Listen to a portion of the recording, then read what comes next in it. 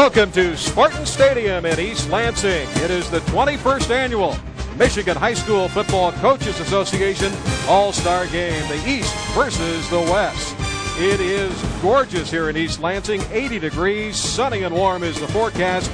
The players are going to be hot, but they don't care. They're happy to be here. And so are we. Hello, everybody. I'm Mark Champion, along with former Grand Valley State star and Detroit Lion Rob Rubick. We mentioned how happy they are to be here, but the process, not as easy as it sounds. It's not as easy as it sounds, and it takes a little bit of help from their friends, mainly their high school coach, who starts the nominating process back late in the fall. In January, a committee of all-star coaches meets and starts to fill out the respective rosters. There's a minimum of 8 players from Class A, 6 from B, 4 from C, and 2 from D schools on each side. So they try to balance this thing out a little bit, and do they balance it with the best players in the state? Are they here, Rob? I think so, Mark. You got to remember they've had 98% acceptance of the bid since this game has begun. And, of course, as a result, that means that the colleges and universities are well represented, Rob. Oh, look at the league I used to play in, the Great Lakes Conference, with 21 players represented today. We're going to be catching the Big Ten here shortly. Well, the Big Ten has 8 on the East alone, which you would think would make them perhaps a favorite. Well, maybe not, because Saginaw Valley has 8 players. 2 of those could easily have been Division I players. We'll talk more about that as the game continues. Well, our partner down in the field who is taking the direct hit from the sun and enjoying it is Jennifer Hammond. Jennifer? All right, thank you very much, Mark. And if you think it's 80 degrees and hot upstairs, come down onto the field about 10 degrees warmer, although, as you can see from my hair, there's a little bit of a breeze that might keep things a little bit cooler for the teams. Of course, speed always a huge factor when you're talking about the best of the best in high school football. And there's a great battle today at quarterback, a battle of the mats, if you will. They're both 6'3". It is Matt Baker from the East from Brother Rice, and as well, his counterpart on the West squad is Matt Bonet, and they both say that today is going to be a great matchup. We got some guns at receiver. We'll have some tall guys and some fast guys, and it's a lot easier. The margin of error, you can have a greater one out here than you can, say, back your high school team, and they'll make you look good out here. We're pretty quick, and I think all the guys, we all really want to win this game, West versus East. There's been some trash talk here and there, and I think everybody here is really motivated, and everybody works real hard, and I think that'll help us out. Everybody's willing to learn a different offense that we're trying to learn, and people are really picking up on it quick. And, of course, Matt Bonet is headed to Iowa for college. One of the players that he admired when he was growing up was Joe Montana. As for Matt Baker, he's heading out of state to the University of North Carolina. He'll be a Tar Heel. When he was growing up, though, ironically enough, it was a player right here at the University of Michigan that he admired, and that was Brian Greasy. So they both have great role models. Mark? Okay, Jennifer, thanks a lot. Not only are the players very proud and happy to be here, so are the coaches. And the head coach of the East squad is Tom Hoover, who's been the head man at Allen Park for the last, since 1996. In fact, his quarterback is on the East roster, so that makes him even happier, but he is proud to be the coach. It's an honor to work with the best of these kids, and the thing that not only are these kids good football players, but they're great kids as well. The attitudes have been wonderful, and they're fun to be around, and really enjoyable to work with them as people. Well, it's Tom who's going to try to end a 2-game losing streak here today, Rob Rubick, but his counterpart is ready for the challenge. Well, they went out and got Bob Myers. He's playing a home game today, the head coach at Lansing Sexton since 1986, 8 conference championships. He's been in the coaching profession since 1972. So we got an old-timer who might have a few tricks up his sleeves, and he's extremely happy to be here. This is a special opportunity for both the coaching staff and the players. It's a really special opportunity. We emphasize that every day to the kids, and I think we're telling ourselves the same thing when we say it. I want them to understand that this is a special opportunity, that they are a chosen few, and this is something that they can take a lifetime of memories away from. Well, the players are ready. The coaches are ready. We're ready. We hope you are. It should be an exciting game here this afternoon at Spartan Stadium in East Lansing, the East versus the West. The West has captured the last 2 by big scores, 35-9 and 28-17. The kickoff is coming up. Stay with us. In High School All-Star Football Game. Brought to you by UAW GM. Assembly line to finish line.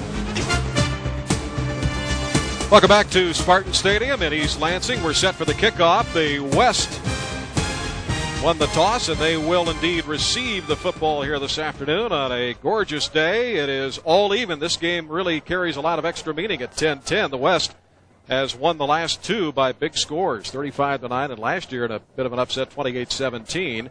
So we're set to go. Dave Rayner will kick it off for the East. He's got a strong foot. Marcus Ewing back there with Harrison, the deep men for the West. As you can tell, the East in the white uniforms and the West in the red. Here we go. Line drive kick and a deep one going all the way through the end zone, and that'll be a touchback out to the 20-yard line. So the kickers today could be, Rob Rubik, an issue here we'll talk about. Both kickers are good. Both kickers are headed to Michigan State. Let's take a look at the West offense here this afternoon. Tony Michelonis. It's a big offensive line for the West as well as the East, but in particular the West. They go 307, 290, 275, and 283. They are big. We'll get the rest of it in a moment. First down play, and it's the option toss off the right to Jerome Harrison. And Harrison is driven out of bounds. We got a flag down on the field at about the 26-yard line. Harrison, 5'11", 180, out of Kalamazoo Central, headed to Eastern Michigan. And the penalty is going to come up against the East. The referee is Jim Stein. So an early penalty in this football game. There are some different rules in the game we'll talk about as well. Here's a look at the East defense. The front three, they are allowed to play a standard 5-2 defense. The linebackers, Steve Bednarik, there's a great football name from the past. He's on the inside. And the secondary, Marcus Ewing, who was one of the return men. So we are set to go. The ball all the way out to the 41-yard line after the penalty mark-off. Carlton Brewster is the quarterback, a 6-footer out of Grand Rapids, Creston. And off the draw again, up to the 49-yard line goes Harrison. Tackle made by John DeGiorgio, and he is a terrific linebacker headed to Saginaw Valley State. He's coming off a leg injury, and there is a look at Harrison, who has impressed the coaches a great deal in practice this week, Rob. Well, they've impressed him with his tremendously quick feet. There was a great runner back a few years ago named Benny Clark from Ravenna, and I was talking to one of the coaches, Dusty from Ravenna, and he was saying that this young man, Harrison, his feet are even quicker than Benny, who's the all-time rushing leader in the state of Michigan. That's saying a lot. Second down, short yardage, and they'll run it. Short yardage carry off the left side by the fullback, Jimmy Steins. Steins out of Milan, and he played for Steve Robb there, headed for Western Kentucky. Another tackle by DeGiorgio, and we said he's headed to Saginaw Valley State, and he is a good one. He's a steal. He's a young man that probably would have went D1, except in his last game as a senior with Utica Eisenhower in the state finals. He got hurt, set him back, turned all the scouts off on the college scouts, but I think he's going to be a diamond in the rough. Got a broken leg, but there was no damage to the knee or the ankle. It was a toss to Harrison again, and he is derailed at midfield. Curtis Watkins getting in there, the strong safety who had 6 interceptions this past season, playing for Detroit Pershing. One of the A schools represented here this afternoon.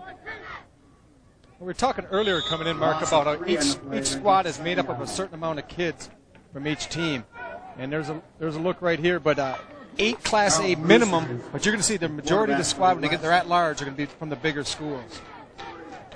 Of course, the West and the East have quite a rivalry, as we said. 10-10, back to throw, and the pass goes a little bit high. That ball may have been tipped, as John DeGiorgio, dropping back in his linebacker spot, may have gotten a hand on that one. Did it for Wofford White. Malachi Wofford White out of Kalamazoo Loy Norix. Third down play coming up. Third down and 13. It's the opening drive of the 21st Coaches Association All-Star Game, West and the East. Some of the best players, if not the best, in the state of Michigan. Motion to the right. Back to throw. Brewster flushed up. He'll try to run it and is brought down. And guess who got him again? John DeGiorgio. He had 3 tackles in that series, Rob. Well, John's a player. He had an opportunity to play in high school with his brother Joe at Utica Eisenhower. And these two single-handedly kept Utica Eisenhower in the state final game last year against Grand Ledge. And when he went out, Matt Bonet, we saw him do his magic and bring the Ledge back behind and score 2 late touchdowns for the championship. Excellent punter, Andy Roy, will kick it deep. Grant Mason and Chris Roberson are back there. Fair catch signaled for high up in that wind. It takes a west bounce, and it is down back up at the 29-yard line by Chad Steele. So that's where the East will take it over for the first time this afternoon on the offensive side of the football. Matt Baker will come out. He's the quarterback out of Brother Rice. There's a look at the East offense. Anthony Miles, the center. Kahari Stewart, they've got a great receiving core. They are all about 6'3", 6'4". Matt Baker, the quarterback. And Gittler is an excellent back for them as well. Motion man to the left. And the run up to the 35-yard line. Steve Bednarigan on the stop on Jack Gittler, a man I just mentioned out of Berkeley High School. He's a big kid, 6'3", 240. 3-press all-north on defense as well as offense. Let's take a look at the West defense here this afternoon. Matt LaPiccolo, Jeff Jones, the linebacking core. Bozzi and DeGiorgio lead that group. And Chris Roberson, the best cover man out there, playing the corner spot for the West. Draw play. Good hole off the left side. All the way up near the 49-yard line goes Chris Lamazny. Big carry there for Lamazny, who was out of Chippewa Valley, 5'9", 195. And his coach, Mike Carr, said if he's not going to go all the way, he's going to die trying. That's what you want. You want that. You can look right here. Get through the hole. It's a little counter tray. Lamazny shows excellent acceleration, and that's what you're looking for. And Michigan Tech's going to be very happy when that young man gets up there, if he can handle the cold up in Houghton. That's the big key. Yeah, for everybody. Play fake, rolling right. Baker throwing on the run. Got his big receiver out there for the catch. And it's hauled in by Braylon Edwards, who's headed to Ann Arbor to play for the University of Michigan as he hauls it in near the 38-yard line. First down. Tackle made by Jeff Carlson out of West Ottawa. Well, you're going to see the passing attacks excel a little bit here this afternoon because one of the rules that's put in specifically for this game is no blitzing. So you're going to be able to bring 4 people up front with this big offensive lineman. You're going to have a hard time getting penetration. They roll Baker out that time, throw a little boot pass. Well executed. No score yet, 8:17 to go in the opening quarter. Baker hands off, and Lamazny's driven back at about the 34-yard line. Good interior play. Led by Colby Dykehouse out of Grand Haven, 6'4", 230-pound linebacker. Who's good size. We talked about the size really on both sides of the football for both teams. Baker, the quarterback, is 6'3". He's out of Brother Rice and had 18 touchdowns, only 3 interceptions for Al Fracassa. That's pretty good. Receiving core to the size we talked about for the East. They go 6'6", 6'4", 6'4". That is huge. Out of the eye, the fake draw. He's hit as he throws on a post pattern incomplete. Baker was nailed as he let that one go as he was hit by Scott Berriger out of Whittemore Prescott. Well, that time the East, Baker's little play action pass. They come off the draw action. He's looking for the skinny post to Kittles down the middle of the field, but it wasn't there. And good pressure by Berriger coming off a state championship for Whittemore Prescott. Outstanding athlete, finishing up his career there. He's going to move on, I believe, to Elma College. So third down play coming up. 3rd and about 7. Lamazny now moves out in a slot to the top of your screen. And man in motion is Jason Kittle. Baker back, flushed out of the pocket. There should have been a holding penalty there. Got away with it. Throwing back across his body. Very dangerous decision by Baker. Got away with it, incomplete, but he also got the offensive lineman got away with a pretty good hold there.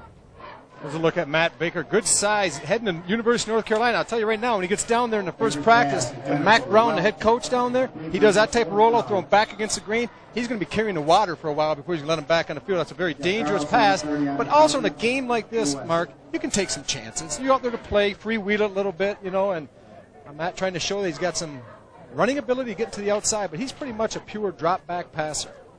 We saw last year Jermaine Gonzalez, the fine quarterback out of Orchard Lake, who struggled in this game. And again, the rules changes. We got a field goal try coming up, 51-yard effort coming up. Try to get the East on the board. Dave Rayner. And he kind of chipped that, got underneath it.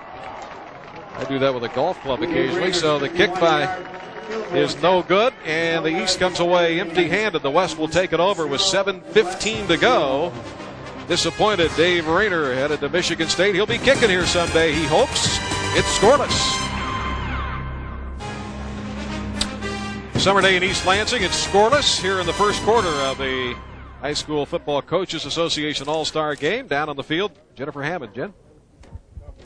All right, thanks very much, guys. And obviously the big thing down here as the West offense gets back on the field, the thing that they were talking about after they first came off for their first series is to dominate the line. They said all in all they did a good job. They think it might have been some opening drive jitters, and they're hoping for a little more success this time around. Mark? Well, the West in the All-Star Game last year jumped out to a 14-0 lead. In fact, shut out the East in the first half of that football game, won at 28-17. Let's see what we got in store here this afternoon, as the West will get it for the second time in this football game. And they're going to try to run it again up to the 28-yard line. Ken Palkowski, the West ball carrier. Ken Palkowski out of Lowell High School, headed to Northwood, is the ball carrier. And again, the way the rules are set up here, each player has to play approximately a half of the football game, so you're going to see a lot of shuttling in and out.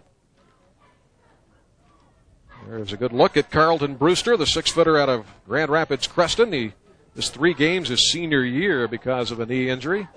Second down and a couple. Try to run it off the left defensive side, and Bart Bennett didn't go anywhere. John Wester, the first man to him out of Romulus, and Matt LaPiccolo, the left defensive tackle, made the stop as well. Well, right now the West is just trying to get a little bit of flow offensively. They came with the fullback trap, and then they come back the next play, Mark. They just faked the fullback trap, gifted a tail going off counter to the right side. Early in the game, just kind of a feeling out process for both coaches. You're not going to open it up too much, and you kind of get a sense how we're going to match up with the big fellas. Tony Scheffler, the receiver, at the top of your screen. Motion man is Clifton Quinn. Out of the eye, rolling right, Brewster, dropping back. Good block by the fullback, but not enough blocking, as he is dropped for a big loss by Mohamed Bazi, one of the better linebackers here today, headed to Wayne State University. And Steve Kazor, the head coach there, will be very happy to have him. Bazi showing some great speed, also good fundamental football, containing as the Brewster tries to pop it outside. He does a nice job coming up in that linebacker position and containing. And Brewster's going to find out he's the type of quarterback, Mark, that likes to run and make broken plays and a big plays. Hard time here today with the type of speed he's going to be facing defensively. Another punting situation, so the West really going the wrong direction offensively. Andy Roy to punt. Mason and Roberson again deep. This is a good kick over the head. Mason, he is not going to be able to get to it all the way back to the 24-yard line. That's a nice punt by Andy Roy. They get him out of some poor field position, so the East will get it back. Roy, an excellent punter. I think this may be, as far as kickers go, maybe the best set of kickers combined that we've seen in this All-Star game for a while. And Andy Roy, actually being as a two-way player here today, he's going to be doing some wide receiver as well as punting the ball. So not only a good punter, but a good athlete. There's a good look at Andy on the side. He just boomed. I was watching him in pregame. He looked like John Jett letting him go. Ooh, that's pretty good. Well, Tom Hoover said he would alternate quarterbacks series to series, so he's got Bobby Marten, his quarterback from Allen Park High School, in there. And the handoff and a fumble, but I believe Marten fell on it. There is a fumble by Adam Survey. the fullback, as he was hit by Eric Vanderhorst, big 6'3", 230-pound linebacker out of Granville. And the ball popped loose, but the quarterback, Bobby Marten, a 5'10", 185-pounder, fell on it. There it is, a little trap play inside. The problem is when the man who's supposed to be trapped, Vanderhorst, eludes the block, he gets penetration. As the fullback receives the ball, he's getting hit, and that's why the ball came loose. Good job by the front four of the West. 4:35 to go in the opening quarter. No score this All-Star game. The 21st version, it's all even, 10-10. Braylon Edwards back in at a wide receiver, top of the screen. They're looking for him down the left sideline. He stretches out, got it! Breaks free, and he may score, and the soon-to-be Michigan Wolverine takes it the distance. Braylon Edwards out of Bishop Gallagher, a 6'4", 190-pounder, goes all the way. Well, the key to football, Mark, is matchups. You look for matchups, and right there, East coach, head coach, Hoover got the matchup he was looking for. He gets Braylon Edwards split wide to the left, man-to-man, and you know what? I'm just a little bit faster and a little bit taller. He runs away from Schuler. Big play. It's just a fade pattern. There's nothing fancy at all, and that's why Michigan, Coach Carr is going to be happy in the fall. You get someone like that who can go and get the ball, change gears. Braylon Edwards showed some great speed. So the East jumps out to the early lead here. And it's really set up by their defense against the West. And here's the extra point try, and it is through. As Dave Rayner adds the 7th point here in the opening quarter. So the East on the board as they're trying to snap a 2-game losing streak here in this All-Star Classic, leading 7-0. That had to bring a smile to Tom Hoover's face. His quarterback Bobby Marten found the big receiver, Braylon Edwards, a Detroit News All-East player with 28 catches and 5 touchdowns in senior year. Make Dad happy, too. You bet. Coaching, his high school coach was his father, Bob Marten, who's also coaching on the East squad here today. That's right. So good job. There's a look at Coach Myers, not too happy right now. Things haven't started out quite the way he had expected or hoped, but it's a long afternoon. Well, we've seen that. We saw it last year. There's still a lot of football to be played. Marcus Ewing will be back deep. It's just kind of scary if you're trying to prepare for this East club, if you're the West coach, especially defensively. When you look at the 3 of the receivers right here, Braylon Edwards, 6'4", Stewart is 6'6". You know, that's just unbelievable. And Strickland is 6'4", so they got 3 receivers, all 6'4". Strickland's coming here at 6'6". He's going to remind people, I think, of Plaxico Burris. Wow. If he has the type of career Plaxico did, Coach Williams is going to be an extremely happy man. I would think so. Well, we're set for the kickoff, a 7-0 East lead. Back deep. There you see him, the deep men, Marcus Ewing, number 9, and Jerome Harrison wearing number 21. A lot of offensive players, of course, in high school. Everybody plays 2 ways. In this game, it changes a little bit. There's not as much 2-way play in this All-Star Classic, although the coaches do have that option. Here's the kickoff, high end over end. And again, this one is going to go through the end zone and a touchback. So the West not getting any good field position in this football game, and that, as we know, makes a lot of difference in the outcome. It's a battle of field position and possession. The East squad also blessed right now with some good bloodlines. Braylon Edwards is the son of former U of M running back Stanley Edwards. Had a nice career. Also, I played with Stanley a little bit in the Lions. He was in for a weekend with us at one time during his career. He came from Houston, but Stanley had a nice career in the NFL, and Braylon out here making Dad proud today. The quarterback remains Carlton Brewster, for the West, and he tries to run it, bottled up, nowhere to go. I'll tell you what, you got to be impressed by this East defense. John Wester in on the stop, along with Nick Miller out of Wyandotte Roosevelt High School. Nick Miller was one of the few people we were talking to earlier that has not committed to play anywhere. Not sure that he's going to continue his football career. There was a couple others in this game who haven't really signed with anyone, but I got a feeling in the next few weeks, if they can perform here today, might get him a college scholarship or a partial somewhere, at least a tryout. Could be a showcase for him. Running play and a good job as DeGiorgio got a handout and tripped up the running back Harrison that time. Boy, DeGiorgio has been everywhere in this football game. John does a nice job. He's one of those players, he's like a Chris Spielman, the type, he just lives to play football. A good counter tray move, but DeGiorgio actually gets out of position, over pursues to the outside, comes too hard, has to reach back and trip up Harrison. That's a good thing. I got to feed him, get this young man in the open a little bit. We're going to see some jets. Come on now, Red. Tony, come on, big, baby. No, go hard, go hard. 3rd down and 7 as you hear some of the talk on the sideline. Back to throw. Good protection for Brewster.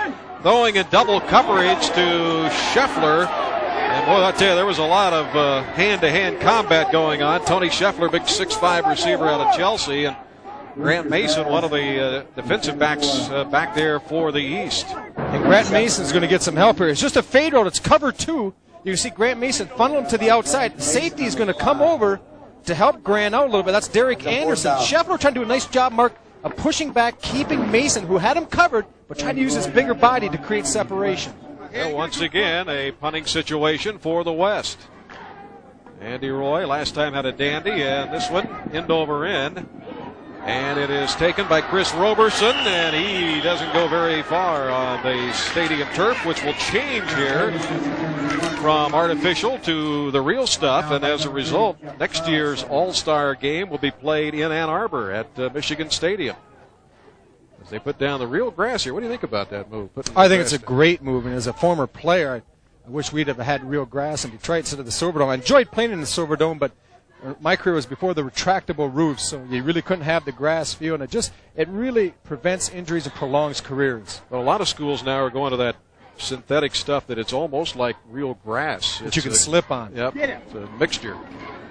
Running play for minimal yardage. Matt Baker, by the way, is back in there, so Tom Hoover sticking by his game plan of alternating his quarterbacks series to series. That's nice to see Desmond Crenshaw in the game. He has a slight pulled hamstring. We weren't sure how much we were going to see him this afternoon. But, you know, these kids at Faith Healer sometimes comes around on Friday, you know, and they know the game's coming. Maybe a little bit sore, but all of a sudden the game day, they feel a little bit better, and it's a once-in-a-lifetime opportunity, so it's good to see Desmond in the game. 7-0 East. East with the ball, 2nd and 9. Good blocking, and getting outside is Crenshaw, and gets up near midfield for the first down for the East. Desmond Crenshaw out of Detroit Jesuit, where Ron Rice, now with the Lions, went. Let's send it back down on the field. Jennifer Hammond. Jennifer? All right, thanks, Mark. And you were talking earlier about some of the rule changes that take place in this Michigan All-Star game for the high schoolers, and one of them is that there is no blitzing allowed. You cannot blitz the quarterback. Both teams have been getting a little bit antsy defensively, and they both have been warned. Mark? It's only legal if you get caught, Mark. Well, it's hard. I tell you what, it's hard not to do something you've been doing all year. First down at midfield for the East. They lead it 7-0 out of the eye. They'll run it. Crenshaw breaks the tackle, running left. Big hole out to the 40. Looking for blocking downfield from his wide receiver, Kahari Stewart, that time. But Chris Maxim, the right cornerback out of Rockford, was able to fend it off and make the tackle at the West 36. And you said fend it off. That's a great call, Mark, because Chris Maxim, he's the only one out there, and he's being blocked in the open field. Nothing but a little counter draw. Good speed by Crenshaw getting in the hole. Now, Maxim is up the field, but he's being stock blocked by the receiver, Strickland. A nice job, or Clary Stewart, and a nice job getting off the block, staying up, making the player up. That's going to be a touchdown. Well, the East moving again with 1:37 to go in the opening quarter. They've been impressive. Out of the eye. Run it again. Chris Lemazny in there at the tailback spot now. Gets the call. Picks up about 2.5. The West has been very solid between the tackles defensively. Where they've been getting hurt is to the outside with the counter trap going off tackle wide, the long pass. Baker's getting outside. He's breaking contain. The East is doing a better job defensively of containing Brewster, the West quarterback. So right now, the speed of the East squad is coming into play a little bit. 2nd down and a short 8. It's 7-0. The East with the lead, and they're looking to add more to it. And that ball is batted down at the line of scrimmage. And getting a hand up, Ryan Showers out of Ithaca, 6-footer.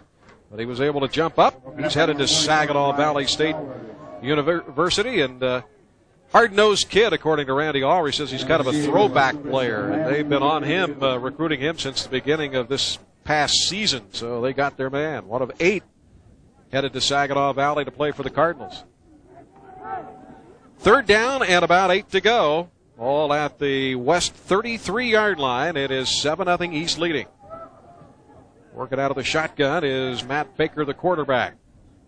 And this handles the snap, picks it up on the good bounce on the artificial turf, throws out, and this one is intercepted. Great pick by Marcus Ewing out of Johannesburg Lewiston High School as he jumped up at the 7-yard line to pick it off. Well, a little bit of Mark Schultz. You don't have to be the biggest, the fastest, or the strongest. Sometimes it's good to be the smartest, and that time Ewing was. Nice job sitting back deep in the safety position. When he was not threatened to the near side, he just kind of fell back into the middle field, saw the post coming, slides down, jumps, heads up play by Ewing. And it's nice to see the little schools contribute, huh? Yeah, Johannesburg, Lewiston, known for great golf courses. Is that right? Coach Fred Davis up in Johannesburg is probably pretty proud if he's not sitting in the stands right now. I wouldn't mind finding a couple of those golf courses. First down from the 7. Let's see if the West can take advantage. Out of the eye. The lefty fires it out, underthrows his man, incomplete at the 10-yard line for Clifton Quinn out of Niles. Pretty good pressure inside. We're getting our first look at Matt Bonet in the game now, the quarterback from the state AA championship Grand Ledge.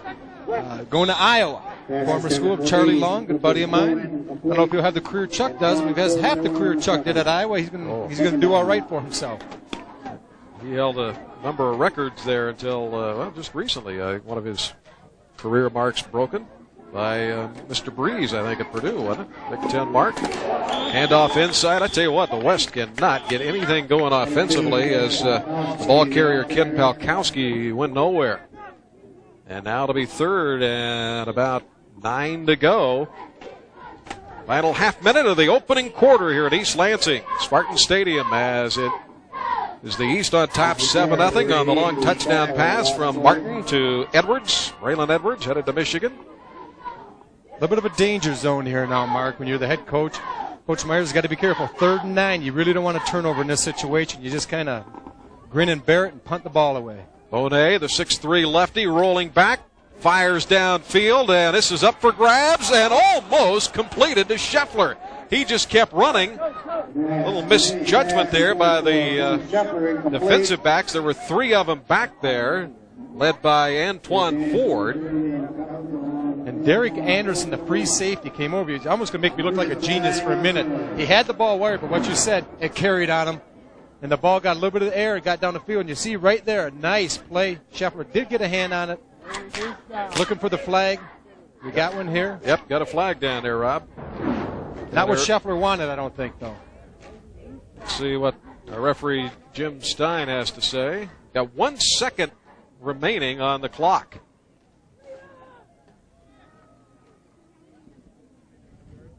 Let's see if we can pick up the penalty. Personal foul. Defense. First down, Red.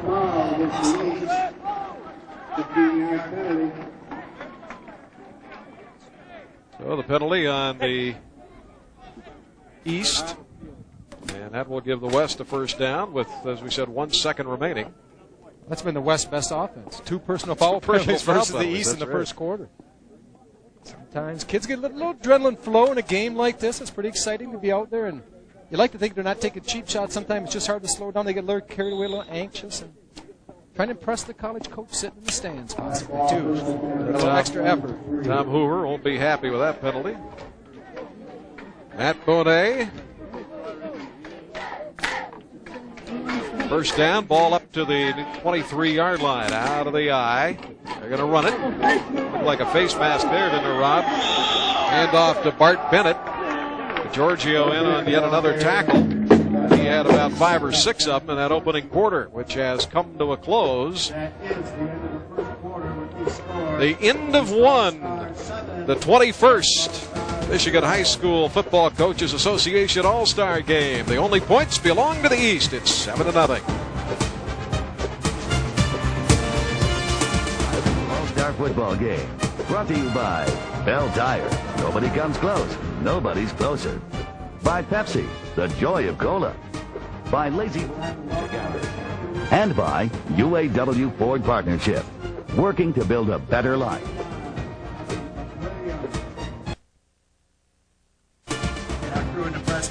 They're soaking up the sun here at Spartan Stadium, East Lansing.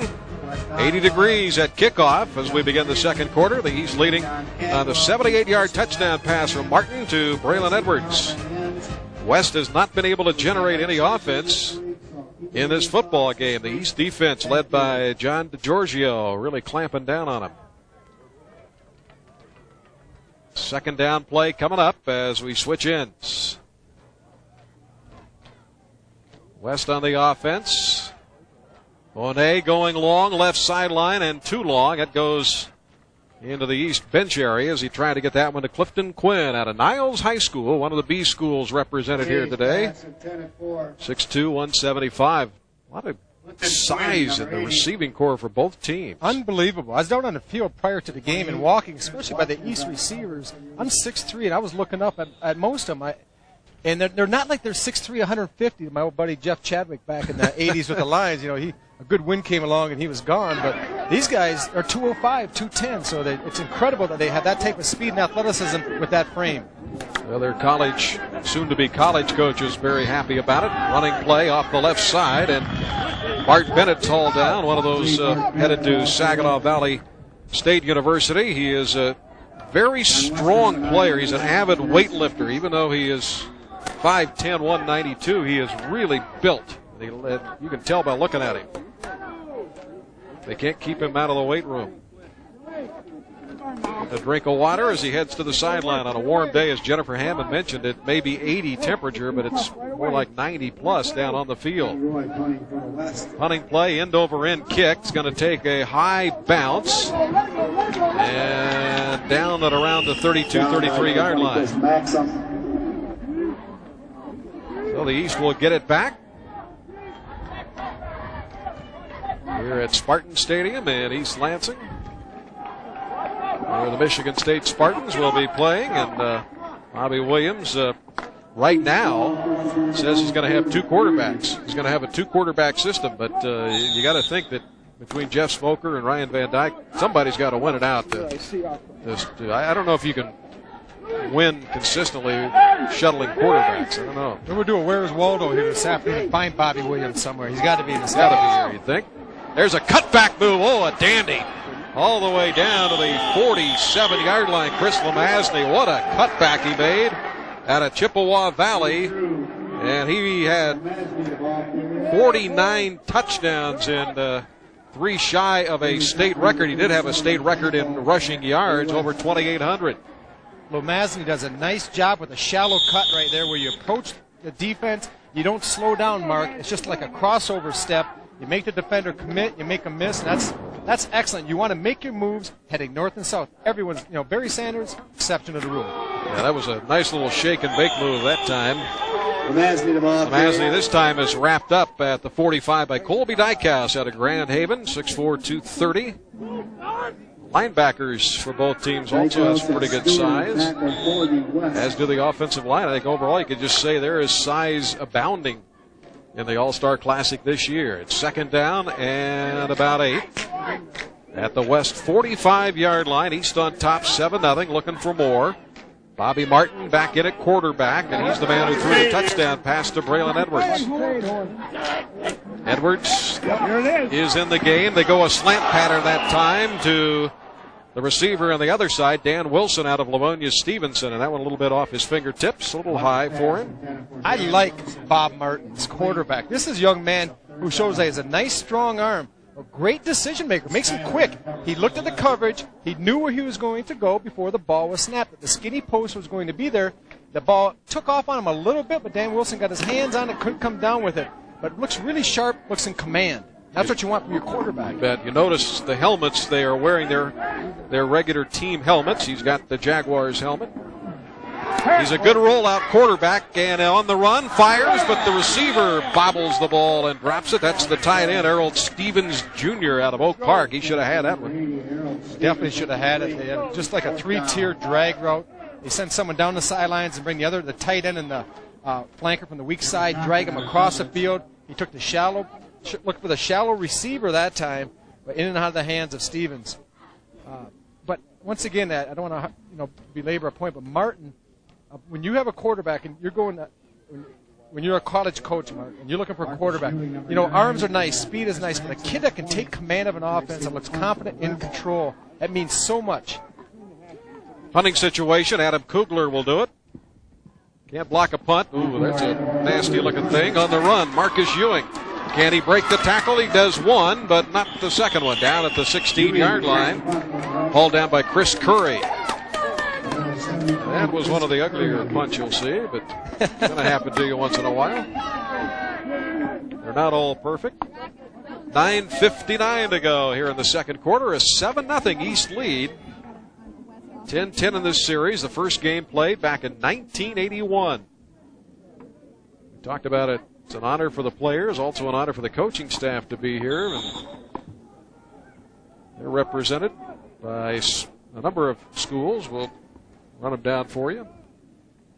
Well, let's see if the West can at long last get something going here. Pass goes through the hands of Clifton Quinn as Matt Bonet remains the quarterback. Led Grand Ledge to an exciting state championship. He was the team MVP in that game. Well, he was like Lazarus. He raised them from the dead. There was no question. They were down. He brought them back with 2 late touchdowns after an onside kick. They got the second one, and pretty devastating for Ike. Utica Eisenhower was their second year in a row and lost 2 tough games. And I know a young John DeGiorgio who was watching the end of the game on the sidelines. This is a little redemption time for him to look Matt Bonet up maybe. Try the running play. May have been a fumble there, and is a fumble, and the East has recovered it at the 14-yard line. Recovered by Kendrew Wright out of Henry Ford High School. Came up with that recovery. Number 6 was on a tackle for the East. You can see right here, when you get penetration into the backfield, look at Bozzi, number 50, get in there, and shooting from the side, excellent penetration. You disrupt everything. When you can move the line of scrimmage into the opposing team's backfield, when all the handoffs, exchanges are going on, that's when you create havoc. And East is doing it with quickness up front. Not allowed to stunt. There's no games. There's no looping. You can play 2 technique and you can angle, and they're just using quickness to get penetration. So each team has a turnover in this game, and let's see if the East capitalizes here. Great field position, obviously, at the West 13-yard line. Matt Baker, the quarterback, looks over the West defense. Short drop, throwing right corner of the end zone, and a jump ball situation, incomplete. Braylon Edwards. And he can out-jump just about anybody at 6'4". You got the corners back there for a 5'9", 5'10", so very short corners against a 6'4" receiver, and the receiver's going to win that matchup. Well, they're isolating Braylon Edwards on Jeff Carlson, and Jeff Carlson is about 5'10", 5'11". Baker does a good job. He puts it deep into the corner to give really only Edwards the opportunity to come down with it. Pretty good coverage, but Edwards actually got his hands on it, Mark. If he's going to continue his career at the next level and excel, you got to come up with that catch. Edwards at the bottom of your screen now. They'll run it. Trying to get outside Desmond Crenshaw, but good lateral pursuit by that West defense. Jeff Carlson, the man that Rob Rubrick talking about, made the play, and let's send it down to the field again. Jennifer Hammond. Jennifer? All right, Bob Myers, obviously earlier offensively talking about his team, said the holes were there, they just weren't executing. As for the East game plan on offense, intensity and fire, they wanted to come out fast and do to the West team what they had done to them last year. Mark? Bob Myers, the veteran head coach of the 2 all-star head coaches. Tom Hoover has been a head man since '96. Third down play coming up, third and about 7. So a big play here for the West defense. Crenshaw out of the slot in motion right. Baker goes left to Edwards. Did he get it? Yes. Touchdown, East.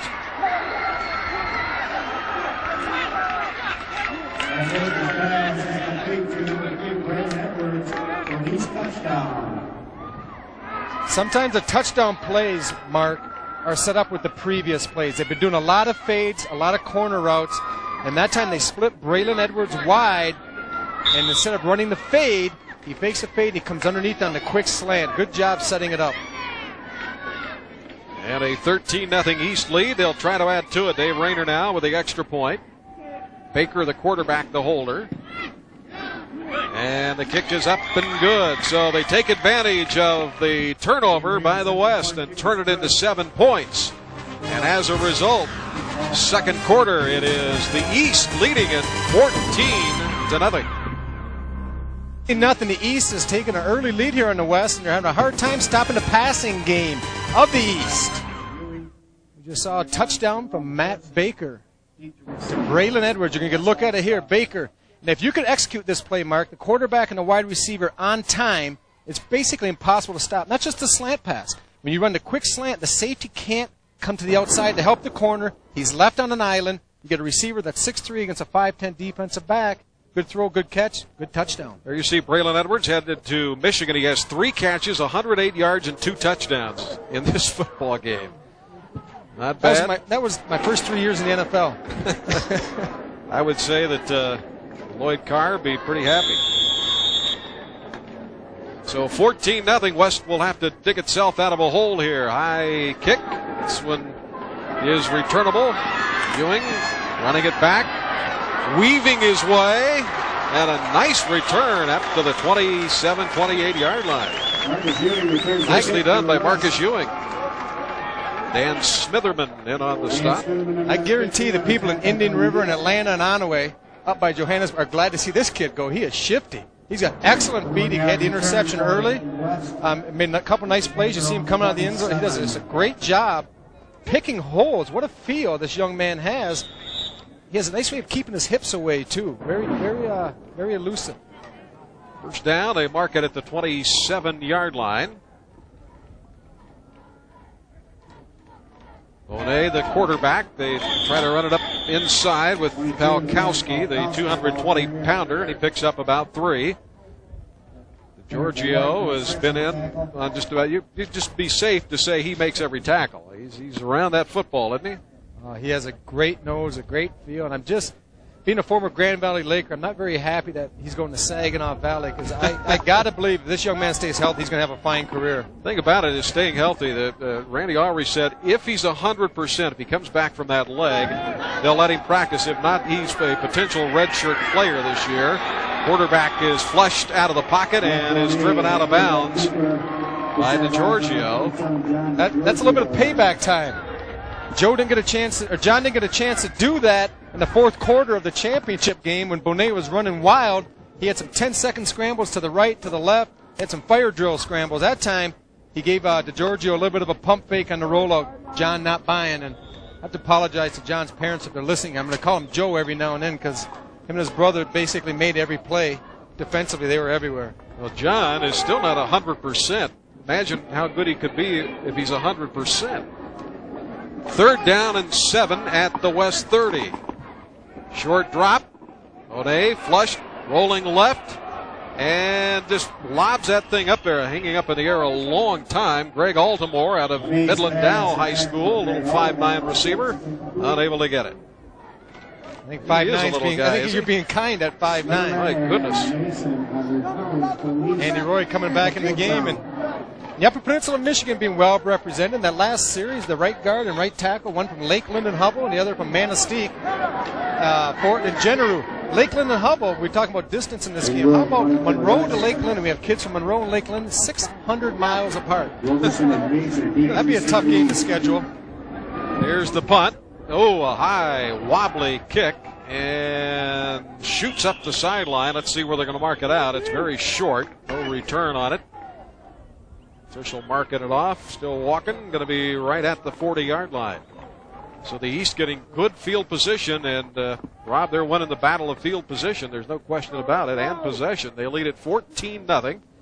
8:34 to go in the half. I think what they won early on is a battle of the tape measure. Their receivers, just physically, no matter how good you are, the defensive backs are fine high school players for the West, but sometimes you're just physically outmanned. And believe me, I understand. I had Lawrence Taylor throw me around like the American flag more than once. So sometimes it doesn't matter how good a football player you are. Genetics and size and strength comes into play. Bobby Marten back at quarterback. He's the Allen Park graduate. headed to Wayne State. Played for Steve Kaiser, who had a good recruiting year this year. Wayne State's program coming back. There's the handoff up inside, and one hard-earned yard at the 41-yard line. Steve Kaiser, a former Detroit Lion, was special teams coach with Steve with the Lions. Special teams. Yep. Nice man. I'm wishing well with Wayne State. He's moved around a little bit. He also was an assistant with the Chicago Bears at one time. Now trying to rebuild that Wayne State football program.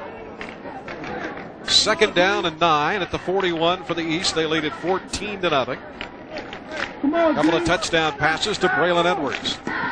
And it's a receiver running left and brought down Smitherman.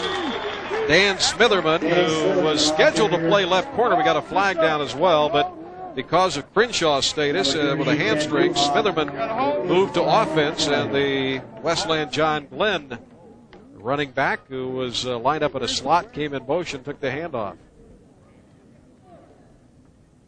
Got a penalty. It's going to be a face mask call. That really is a shame, because Kyle Stewart, the outside linebacker, even though he didn't make the tackle, made a phenomenal play, getting penetration, stretching the play out, allowing his teammates to come up and make the play. It's not always the one that makes a tackle when a coach watches the film, Mark, that gets the praise. That time Stewart, that's what you call it. It's a team game. He did a nice job. A 5-yard penalty is going to negate a...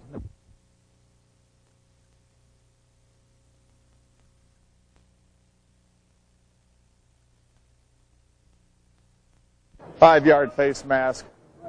Red team, 5 yards from the end of the run. Replay, 2nd down. Jim Stein, our referee. And that's one of the new rules we were visiting about before the game, the 5-yard face mask. Last few years have been put into high school. It used to be just always a 15, and I like that. Yeah. If you're just swiping across a guy's mask, yeah, that's a tough. That 15-yard penalty can really change the tempo of a game. Flag down, movement. On the offensive side, let's see. Back-to-back penalties, and looks like they're going to fire the snap, offsides, red. On the defense. 5 yards. So, contact from the defense first, and mark off another 5. Well, that's an easy way to get 10. And in high school, once you break the plane, unlike college and professional levels, you can't come back. It's a dead ball. Once you cross that plane and the whistles are blown. And that's one of the many rules that are different in high school for one reason, to prevent injuries. You see a lot of them, no blocking below the waist, anywhere on the field. They want to protect the kids, and that's a good thing. You see the quarterback, Bobby Marten, only 5'10", but he's been effective in this game. Ball at 2nd and still about a yard to go. They pick up the 1st down, running off the left side. Down inside the 46, Kyle Stewart in on the stop. 15, Dan Smitherman again, the ball carrier. Nice career at John Glenn, one of the A schools represented. You see the coach of the East, Tom Hoover. 1st and 10 for his squad at the West 47. 14-0, the East with a lead. And they try the run, Chris Lemazny, but Josh Ferris was right there out of Three Rivers. First time we mentioned him today. We got yet another flag down. And that was away from the play. The receiver, Kahari Stewart of the East, was involved in it. Well, you could have a personal foul here. I'm not sure if they're going to be offsetting. It's down the field a little bit. There's little extracurriculars going on. So the referee, Jim Stein's been very involved in this particular series. 3rd penalty in this series. Pretty spirited action so far. Offsetting fouls, personal foul, red, personal foul, white, replay, 1st down. You know, we all have our little peccadillos. That's one of mine. I think that is the stupidest penalty. If it's an offsetting penalty, why even throw it? Oh, so just warn them. Just, why throw the flag? Oh, so the guy in the white hat can talk. I guess. They got to get airtime. That's what it just drives me nuts. So it is 1st and 10 for the East at the West 47-yard line. Kahari Stewart, the big receiver at the top of your screen. Now we got the play stopped again. See what we got.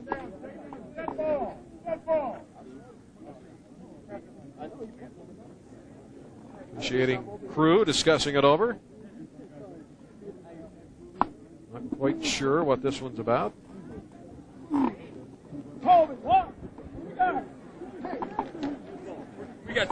Could be where the ball should be.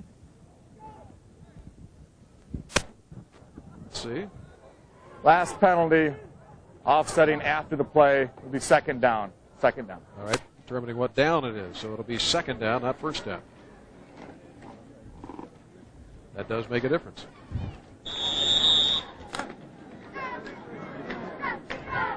Bobby Marten, a 3-year starter at Allen Park. 17 touchdown passes this past season. Under center on second down. Good protection. He puts a lot of air underneath that one, and a flag down. Braylon Edwards, the intended receiver, and there was bumping going on.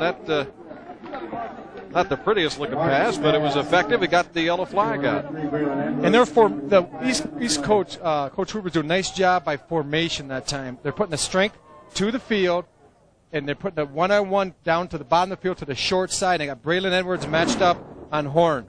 And right here you're going to see Horn does a pretty nice job, but now he looks back. And Edwards is doing a better job of playing the ball. Horn started playing the man. Edwards plays the ball. He sees it. He cuts underneath. He gets the flag. That's a good call. Pass interference. Defense. First down. It's also kind of indicative of Tom Hoover's theory you talked about. He's got the tall receivers. Just put it up. Let him out-jump the defensive backs. You got a horse, you got to ride him. He's got about 3 or 4 of them out there.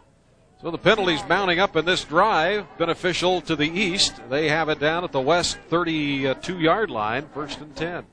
14-0 score. Fumble as Marten fell down. But the East will retain possession at the 34-yard line. Tripped on the carpet, I think. Don't know if he tripped over his own man or not, but falling on the football was Chris Lamasny. Let's see what he... Just a bad exchange, and it's amazing you don't see more of this. They've only had, 5 days of practice, Monday through Friday, with only one practice on Friday with the center and the quarterback. And I know high school coaches, as a former high school coach, you want your kids, the center quarterback exchange every day, at least 100 snaps practice. So a good job by the young men. 2nd and 12, play action, rolling right, flag down.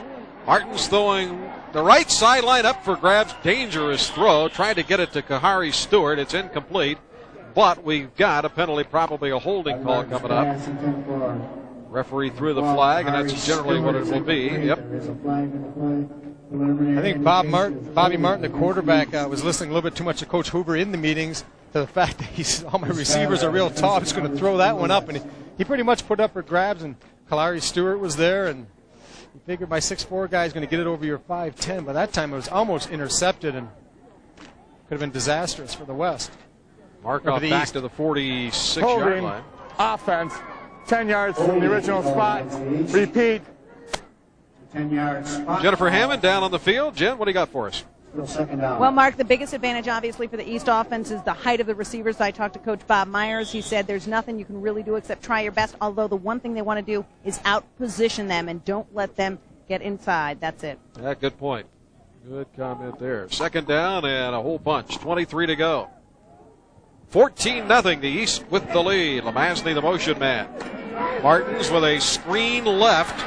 Serby, the fullback, got blocking downfield, and a good tackle made at the 32. Art Anderson fighting off the block by Chris Curry that time, the right guard, to make the tackle. But a nicely designed screen pass. And that gets him back almost to the original line of scrimmage. When you run a screen, what you want to do, it's a total deception play. They motion away to get the formation to shift away, and then they throw the screen back to Serby, who does a nice job. You're going to see right here, the motion goes away. Marten sucks the defenders deep before he dumps the ball to Serby. And that's when your quarterback has to be an actor, and Bobby Marten did a pretty good job. Not a first down, but now you have an opportunity by going 3rd and 10 to pick up a first down. Serby, the offensive MVP of the Huron League, 30 touchdowns, 1,900 yards rushing, slant pass caught for the first down inside the 20-yard line to Dan Wilson. All the way down to the 16-yard line. Good throw that time. All formation right now. They're putting 2 receivers to the left, They put one receiver to the right. He gets man-to-man coverage. And that's just, he gets inside Clawson. That's a nice job. Well executed. We talked about that earlier, Mark, on the touchdown to Braylon Edwards. If you run a slant pass on time with the quarterback and receiver executed, you cannot stop it. I don't care who you are. Maybe Dion. Maybe. He'd tell you. And he retired. Inside handoff down to about the 12-yard line. Billy Shanks on the stop. The two teams, they try to balance this thing out. Each of the offensive coordinators have to provide a list of the offensive plays they're going to call. They are allowed to keep 3 plays away from the opposition. They can run 3 surprise plays, if you want to call it that, and don't know that we've seen any of them here this afternoon, but you're allowed to at least have some edge on your opposition's defense. We weren't privy to the information by the coach. I wish he would have given us those secret plays, but we're going to be as surprised as everyone else. Setting up, look out, and good penetration that time. And knocked down. Steve Bednarik getting in there, along with Scott Berriger, to drop the quarterback, Bobby Marten, back to the 19. I don't know. It seems like a lot of bodies coming. That was a borderline blitz, if you ask me. But once again, it's only illegal, Mark, if you get caught. And that time, you know what? They may have called this. They may have watched Rob. the replay. Yeah, up on the big board. The flag came out late. I think the East coach over there, Coach Hoover, was yelling a little Personal bit. foul, red, half the distance to go. That may have been it. I mean, personal foul, I'm not sure what they would call that type if you're using things that have been agreed upon not to do during the course of the game. Well, maybe Jen can find out, because I don't know if anything else happened down there besides that. 4:18 to go in the half. That moves the football. Well, this has been a penalty-hard drive, hasn't it? We've had a bunch of them. It's eaten up a lot of time. Ball just inside the 10-yard line of the West.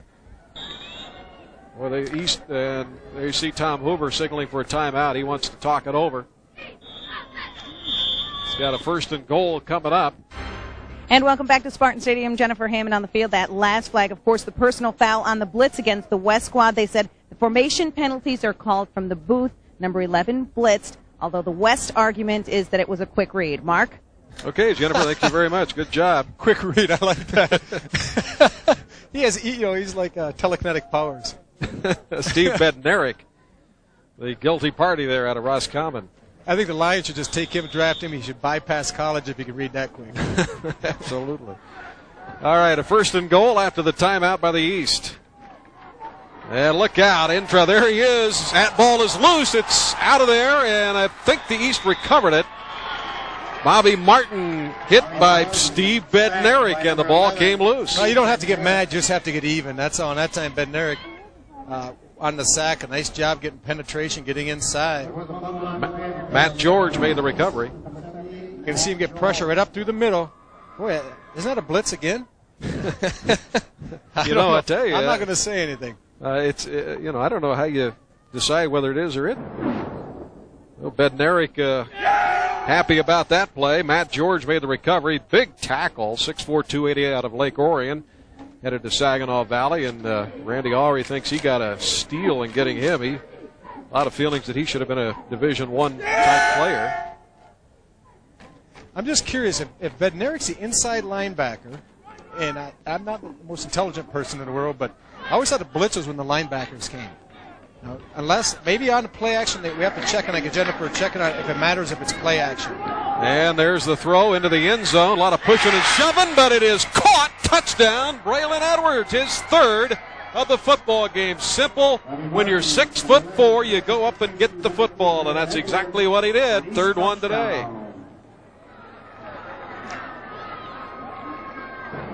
Well, you said it's simple, and it is, but Bobby Marten does a nice job of giving the ball air, letting Braylon Edwards position himself, and he just makes an athletic play. What are you going to do? There's young Clawson sitting there. You know what? That's a tough pill to swallow, because he did play him very well. I'll tell you what, this kid's got a bright future ahead of him. The way he just absolutely plays the football, you can't coach that. Kids can run, Martin, kids can catch, and not all of them have that type of feel. Well, if he's able to play, if he's lucky enough to play as a freshman. He'll have John Navarre as his quarterback at Michigan. That's where Braylon Edwards is headed. We're headed down to Jennifer Hammond. All right, and thanks, guys. Lloyd Carr's got to be pleased with Braylon Edwards. When we talked to him earlier this week, he said the guy he idles the most, Jerry Rice, looks a little like him today, and he said his big rule of thumb is to be number one, you've got to train like you're number two. Mark? Thanks a lot, Jennifer. You noticed he's from Bishop Gallagher, but he transferred. He began his high school career at King High School and then transferred to Bishop Gallagher. Wasn't the Curry kid that came? Was he from Gallagher last year? Yeah, fine player. Also, Michigan Wolverine. Coach Sahadi, I think, is the coach at Bishop Gallagher. Marcus Ewing, number 9. Did their game about 8 years ago when they were in a state championship. Well, real disciplined team, great athletes for a small school. Well, the West has their work cut out for them. They trail 21-0. 3:05 to go before halftime, and the kickoff coming up. Dave Rayner gets a good foot into this one. On the return, Harrison running up the middle, breaks through the initial wedge and takes it up across the 32-yard line. Tackled by John Wester out of Romulus. We just saw one of the rules that has changed specifically for this game in high school, and that's taking the ball out of the end zone. Normally in high school football, once that ball or your foot crosses the plane, it is a dead ball. You cannot return. But you see about 5 yards deep, Harrison coming out, carrying pretty good speed, finds a little bit of a seam there. Nice job, get north and south, make Desmond Howard proud. Number 21. Well, let's see if the West can get on the board before halftime. They have struggled to get anything going offensively. High formation from the 32-yard line. And not much there. Jerome Harrison gets the handoff from Matt Bonet. Matt LaPiccolo in on the tackle. And 2nd and 9 coming up. Well, it's easy to sit up here and see things much easier than the running back. But that time, Jerome Harrison put his head down just a little bit after he got the ball. He saw the pile and put his head down, kind of ran into it. If he would have kept his head up, there was a little bit of a lane to the left and a nice seam. That'll come with time. He'll get a little more confidence in his offensive line. Well, you're going to see that youngster down the road at Eastern Michigan. Back to throw, and almost picked off. Almost picked by John Wren, one of the safety men back there, intended for the tight end Caleb Anthony. John Wren, one of the late additions to this all-star game. A nice job accelerating when the ball's in the air, flying to the football, not just being complacent and sitting back and playing the man. That time he saw the ball, and you want your defensive backs, as a defensive coach, saying that ball's in the air, that's yours. You become the receiver as a defensive back. 3rd and 9 at the West 33-yard line. 21-0 East. Harrison breaks a tackle and picks up the first down. That's good running by Jerome Harrison. Big first down for the West. They needed that one. 2:14 left in the opening half, trying to just get some points on the board as Harrison takes it up to the 44-yard line. This is counter Trey. He does a nice job eluding the first defender, gets penetration, and then he gets on behind Big Generu from Manastique there, gets on his back, lets the offensive lineman make the block. Patience. Great running backs have patience. They don't rush the play. If you got blockers out in front of them, they're being paid big money. Let them do their work. Well, not here. Well, no, I hope not. Tony Scheffler, big 6'5" receiver at the bottom of your screen, just checked in on a first down play. They're looking his way, and the big guy is able to corral it up at the 49-yard line. Good catch as he had to wrestle it away from the safety, Derek Anderson. Anderson started as a safety, but he's moved to corner because of Smitherman's move to the offense. Now the West trying to do a little bit what the East has done, exploit the big receiver. They have Scheffler, who's all-state in 3 different sports from Chelsea, a fine athlete. But the difference is I don't think he has the north and south speed that Edwards, Strickland, and Stewart do on the other side of the ball. He does a nice job there showing catching the ball with your hands. You want all your receivers to do that. 2nd down and 5 for the West. Deep handoff and deep penetration by the East defense. So the West continues to struggle to get it going. Great penetration that time as Malachi Wofford White got in there. If you're going to stop the counter trade, and that's what the West is running, And that's just where the back takes a jab step and everything comes back, and you pull the off guard and off tackle.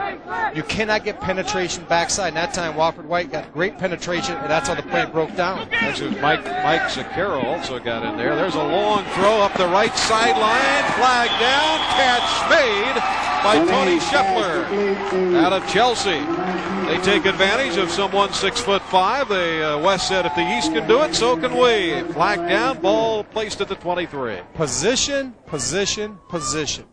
And this is what I played with a young man years ago named Billy Luckstead. He could run a 4.940, but boy, could he position his body. And Scheffler does that right here. I'm not running away from this guy. He knows it. So he just slows down a little bit, stretches, accelerates at the end. Fine catch. Nice job. Great feel. Great feel on the ball for Scheffler. I think you're right, Rob. He doesn't have, you can tell he's got kind of a loping type gait, but he's 6'5". Yeah, he better watch. He gets to college, he may become a tight end. Those coaches start looking at you. They see you walking up, taking seconds at the training table. Before you know it, you got a 80 number down in there. Yeah, I think he's destined for that.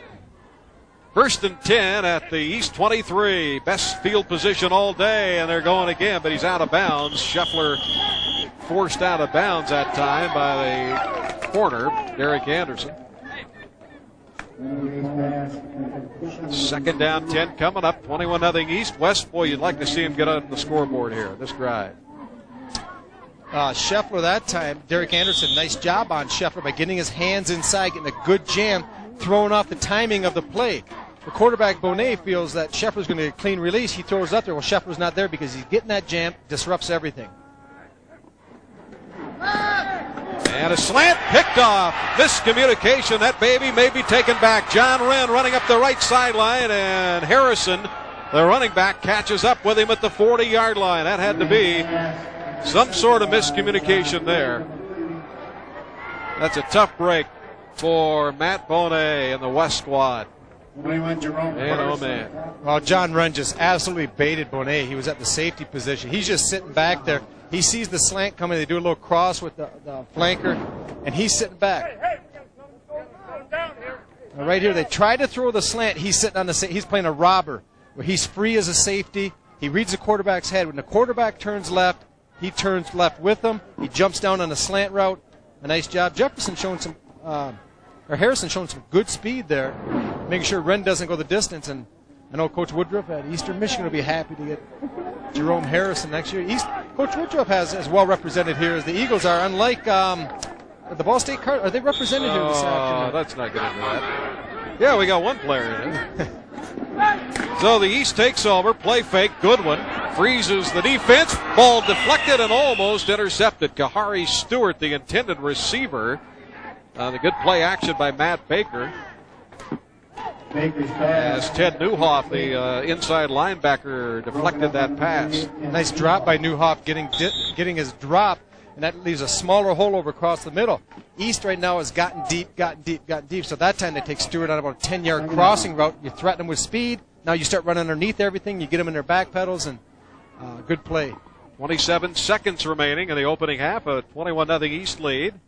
Play action. Baker going to the left side, finding Stewart, his big receiver, who tries to pick up the first down. I think he did at the 30-yard line. Going to get a timeout here for the East with 19 seconds to go, so still time to get more points on the board. Turnovers have been a big factor in this football game. West turnovers have really hurt them. It's all 3 touchdowns have been to big Braylon Edwards, and Edwards is in the game at the bottom of your screen. Let's see if Matt Baker looks his way. Motion man coming across.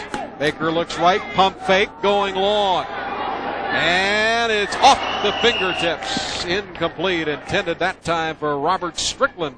One of the rare times he has seen action out of Detroit Denby.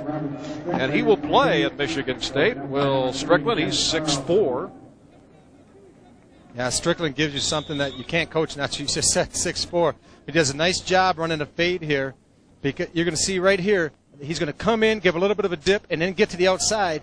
And that's going to he's going to sell it down inside. Right there, you see the dip. Now he presses the corner, and he tries to get separation as he runs. You know what? That's a pretty well executed play everywhere. Well thrown ball, good coverage, nice route. Sometimes they just don't click. Slant play. That one is knocked down. Stops the clock. Eric Vanderhorst out of Granville High School headed to Northwestern University, so he's headed to the Big Ten. He's going to team up with a good friend of mine's boy, Matt Danielson, quarterback, Gary Danielson's son at Northwestern, fighting for his backup job this year. So we're down to 10 seconds in the opening half. The 21st Michigan High School Football Coaches Association All-Star Classic, Mark champion, along with Rob Rubik and Jennifer Hammond. Hope you're enjoying it. 21-0 East leading on a gorgeous summer day, temperature in the 80s. Shotgun formation on third down for Baker. Steps up in that pocket. Now he's going to have to run it. Baker, can he get to the sideline? Yes. With 2 seconds at the 22-yard line. Now, is Dave Rayner going to kick? He did the chip on the other one, but they must split halves. I'd imagine Rayner gets to kick the first half. Baker, look at this. That's a smart quarterback. He lets the play develop when nothing's there, and not until does he break the pocket. And he has enough sense and awareness to get out of bounds to stop the clock and give Dave Rayner, the young man out of Oxford, and prodigy of Bud Raleigh, the head coach of Oxford's won a state championship and has been in the state finals. He done a nice job up there. Matt Baker, smart kid. He has the ability to make something happen. That's what Al Fracassa said about him, his coach. So 2 seconds left and a timeout. So I'll talk it over. The West, you take a look at the West. Bob Myers, the head coach, and the explanation is going to be pretty simple, as Rob alluded to. Turnovers and the inability to have anybody knock down a throw to Braylon Edwards. He was a soccer star, Mark. Well, that should help him, and he got a good foot into this one. The kick from 39 yards away is good. Wow. He's no hummingbird, 6'3", 205. He smacked that one. He sure did, and that wraps up the first half scoring, and all the scoring is done by the East. Turnovers really hampering the West. Very impressive performance by the East squad. They're up 24-0. It is halftime at East Lansing.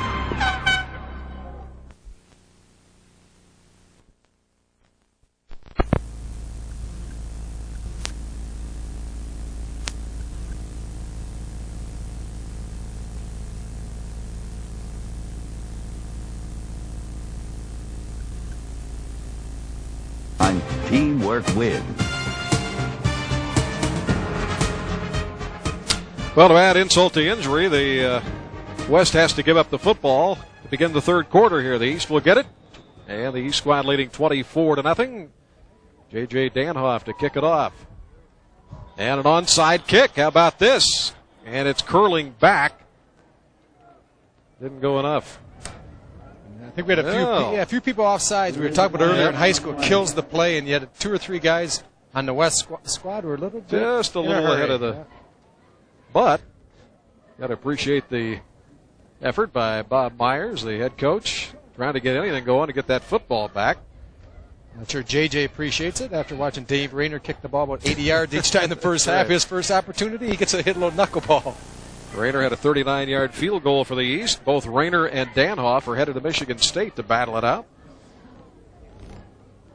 Well, let's see what they do this time. Teeing it up at the 35-yard line. There's 5 nervous men right now. Those big beef eaters in the front row. They're saying, please don't do it again. You got all the big men in the front for the East here. You don't have the hands team in. West will kick off from the 35. J.J. Danhoff kicking.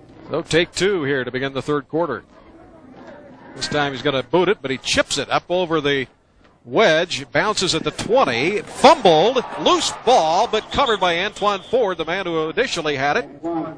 That was a tough ball to handle, and Ford able to cover it, avoiding disaster at the 21-yard line. That was like a Phil Mickelson sand wedge. Look how it comes back. He cuts it, bringing it down. Antoine Ford making a choice not to catch it in the air, trying to get on the first hop, went away from it. Almost a turnover.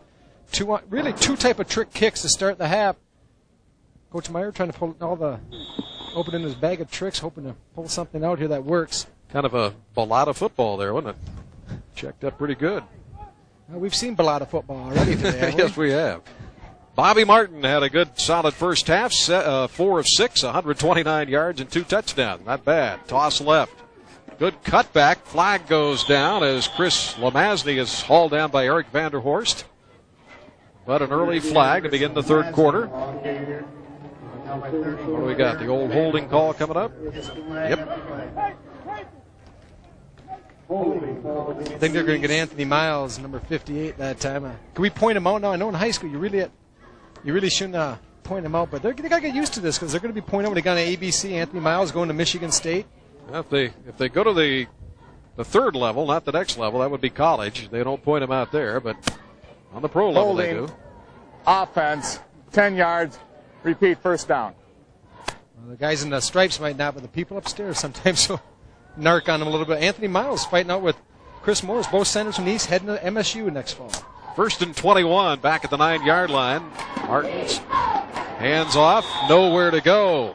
Masney hauled down by an aggressive defense led by Kyle Stewart. Down on the field is the always aggressive Jennifer Hammond. All right, thanks very much, Mark. And speaking of aggressive, I talked to Coach Tom Hoover just after the half. He said he gave his players a choice at halftime. They could either back off or keep up the same pressure.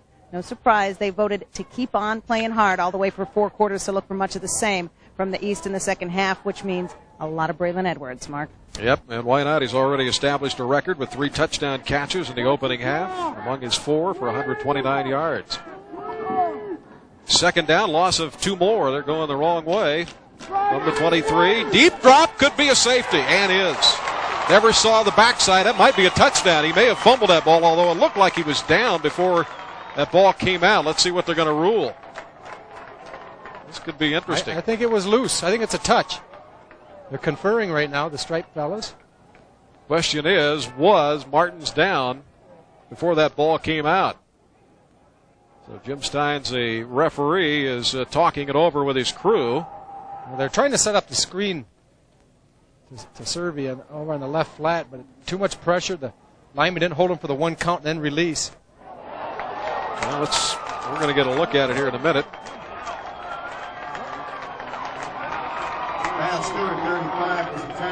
Coaches on the West are pointing to the big board at Spartan Stadium. Illegal pass, intentional grounding in the end zone, results in a safety. So they did call it. They ruled. Here's a replay. They ruled that he just tried to get away with it, tried to dump it off. Let's see. Right here, you see number 40, Serby, check, release on the bottom of your screen. Well, he was. I saw his arm. He was doing a little shovel. It looked like at the very end, possibly get another look at that play. At the very end, as he was going down, you're going to see him shovel his hand forward, his right arm in the ball, the hand holding the ball. Right here, a little shuffle pass. He's going to flick it like he's running an option. He's getting grabbed. All right, we'll keep watching. You got to keep watching, Mark. Boy, I'll tell you, you're taking poetic license there. I don't know about that. I'm even getting dissed in the truck right now. I don't know. Oh, so that is a safety, 24-2, but at least that gets the West on the board. They'll take it any way they can get it.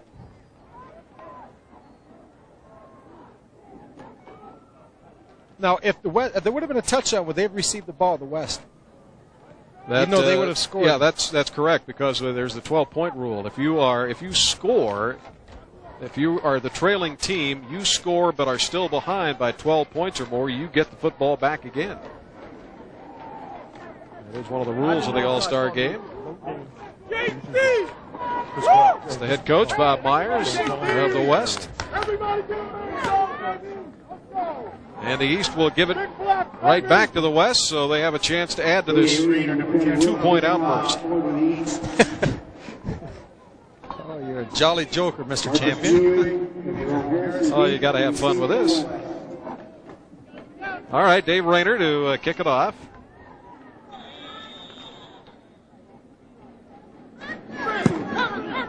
Pretty good foot into it. Ewing on the return. Look out. Good tackle made at the 40-yard line, preventing a much larger return. John Wester got down to make the play on special teams, but the West has the football once again. And let's see if they can turn around a disastrous opening half that saw only 56 total yards.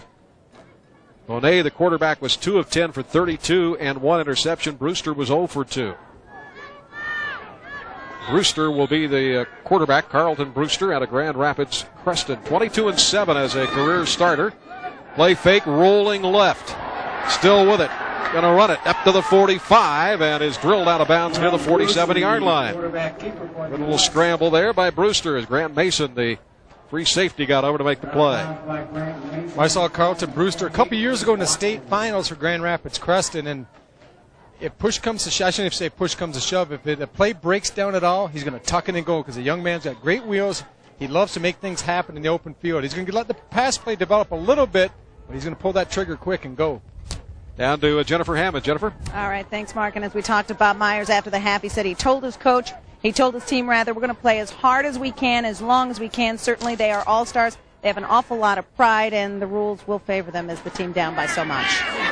Second down carry, bursting through and breaking tackles is Marten Bennett, the hard-running Birch Run graduate, headed to Saginaw Valley State. In his career, he had 4,336 yards and 45 touchdowns. That's a terrific career. He lives in the weight room. He's a strong runner, only 5'10". That might be stretching it, but he is strong. Between Randy Ellery, the head coach of Saginaw Valley, and Gary Darnell at Western Michigan, they hit the lottery in this game because they got, I think, 8 players apiece heading there. It's 24-2, the East leading here in the third. Play fake, toss right, and getting grilled is Marten Bennett. Right at the line of scrimmage at the 48-yard line. Good, solid hit by Matt LaPiccolo out of Catholic Central in Detroit. He's going to your alma mater, Grand Valley. Nice. If you're going to run option football, though, Mark, Carlton Brewster, the quarterback, when you run option, the first thing you have to do as a quarterback is get the defender to come to you. He throws the ball really before he has to. He's not being pushed enough. There was still 3-4 yards. You got to get in that guy's face, or he's just going to cat and mouse you, and he can play you and the pitchman. That time, Carlton Brewster didn't sell the play long enough. Second down and 10 at the East 48. The West trailing 24-2 in this 21st All-Star game. It's 10-10 in the series. That's illegal!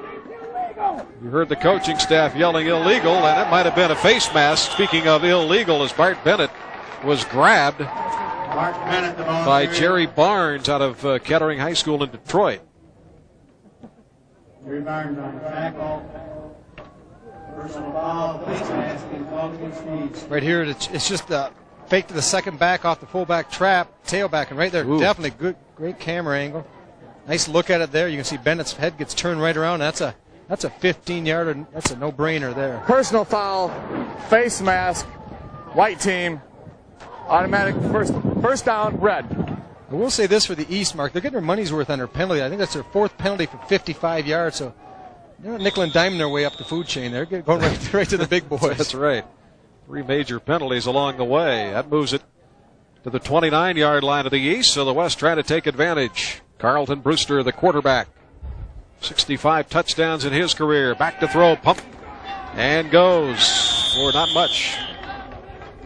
Had to struggle back to the original line of scrimmage. Muhammad Bassi made the stop. 3-year starter there, both offense and defense. Headed to Wayne State, as we said, 6'2", 221. Good active player. I think that last play they ran a quarterback draw. That may have been one of the 3 plays they didn't disclose. You know, Carlton Brewster, you don't want to prepare for that. You show them all your pass plays, all your run package, but if you keep that one in your back pocket, it might work, but East didn't bite on it. They stayed home. Nice job defending that time. 8:44 to go. Third quarter action. Hand off. Bennett, can he get to the corner? No, sir. Denied by Mohamed Bassi again. Consecutive tackles for him. He got 145 his senior year. 28 of those tackles were for losses. And now we got a flag down. We might have another illegal defense situation coming up. Let's see. We had one of those called in the opening half, an illegal blitz called on the West defense.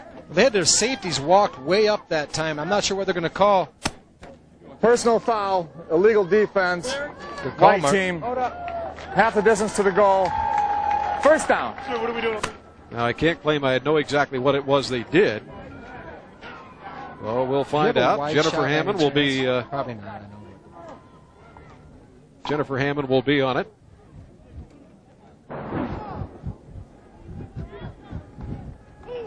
We get a look at it, see if we can pick it up. Well, it's hard to tell right here, but I think the safeties were walked up just past the linebackers. And that creates a whole bunch of problems because they know if you're going to run the ball, you can do that. And it pretty much negates anything you can do. Like I said, we didn't know ahead of time exactly what constituted legal defense. We understood the blitz part of it, but as far as walking your safeties up into a run-stop position, I'm not sure. Well, now we're going to get talked over. The official on the side who was in charge of relaying the calls. Those calls, by the way, those illegal defensive calls, are made from up in the booth, and they are relayed down to referee Jim Stein.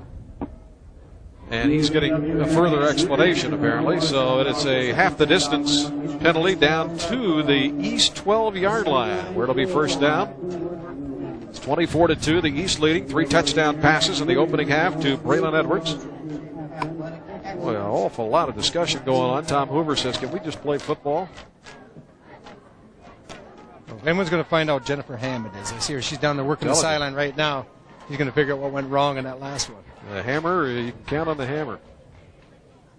Brand new mama, by the way. Let's send it down to Jennifer Hammond. Well, the word that we got from, of course, all the people down here, the PR staff as well as the officials, is that the defense was reducing down, which they are not allowed to do. They're not allowed to sneak inside and get over the guard, so they got a penalty for that, Mark. All right. Well done, Jennifer. So they're supposed to play all 2 techniques. They were knocking down, moving into something called like a double eagle where you cover the center and the 2 guards, and that's a no-no. I think it's a good idea to have the illegal defenses monitored from up above because these officials, you get in the same type of mindset to call a game during the course. You don't need to be throwing more at them in a game like this, looking for something that's just illegal for this one game. Brewster to Bennett, spinning inside the 5-yard line. Good hard run up inside by Bart Bennett. Out of Birch Run High School, Curtis Watkins, a strong safety, made the stop. He's going to Arkansas Pine Bluff. This is a big drive for the West right now, Mark. If they can get a touchdown here, and with the 12-point rules you were talking about earlier, they're going to get the ball back. And, you can get right back in the game, and that's the beauty of some of the rules for this All-Star game. It's fan-friendly. Tony Scheffler at the top of your screen. He's their big 6'5" receiver. Let's see if they perhaps throw the fade to him. Nope. Down the line, pitch out. Bart Bennett broke 1 tackle, but too many white shirts over there, and he is finally hauled down by John Wester, who's had a good game at the outside linebacker spot. I like your thinking, though, Mark. I think we're going to see the fade. Here it is, the option. Better job of keeping the ball. Too much penetration. They had that one just defended very well. There was nowhere for Bennett to go. But I like your thinking when you said, watch for the fade. They got the big man Scheffler out there. They may come out in the same formation as they just did and try to get him isolated one-on-one. This time he's going to be at the bottom of the screen. Let's see if they throw his way. 3rd down coming up. 3rd and about 3. They can still pick up a first down. That may change the play calling. Great cutback move, and they call it and keep it on the ground. They knew they had a chance to pick up the first down, and Bart Bennett takes it in for the touchdown. That's a great call. It crossed me up upstairs. I'm thinking pass. Obviously, the East was the same thing. You get in your pass rush mode up front, some lanes created, and Bart Bennett, you're going to see right up in the middle here. Nice job offensively, man on man. Bennett finds the hole into the end zone, and we're going to get a little ball game going here, Mark. Yeah, that's good. That's what we want. Had a little bit of that last year when the West jumped out to the big lead on the East. And the East came back, made a game of it before losing 28-17. So they are going to go for 2 here, trailing 24-8. So 2 points brings them within 2 touchdowns. Bennett cuts it back, but didn't get in. Now there's a case, Rob Rubrick, where I might have thought about bringing in Scheffler and throwing a fade. Yeah, because they're allowed to play their goal line defense. Everything's packed up in the middle. You run power eye, but nothing was there. Yep. They don't get the 2 points, but they get the touchdown. And it is 24-8, the East with the lead. 7:02 to go in the 3rd.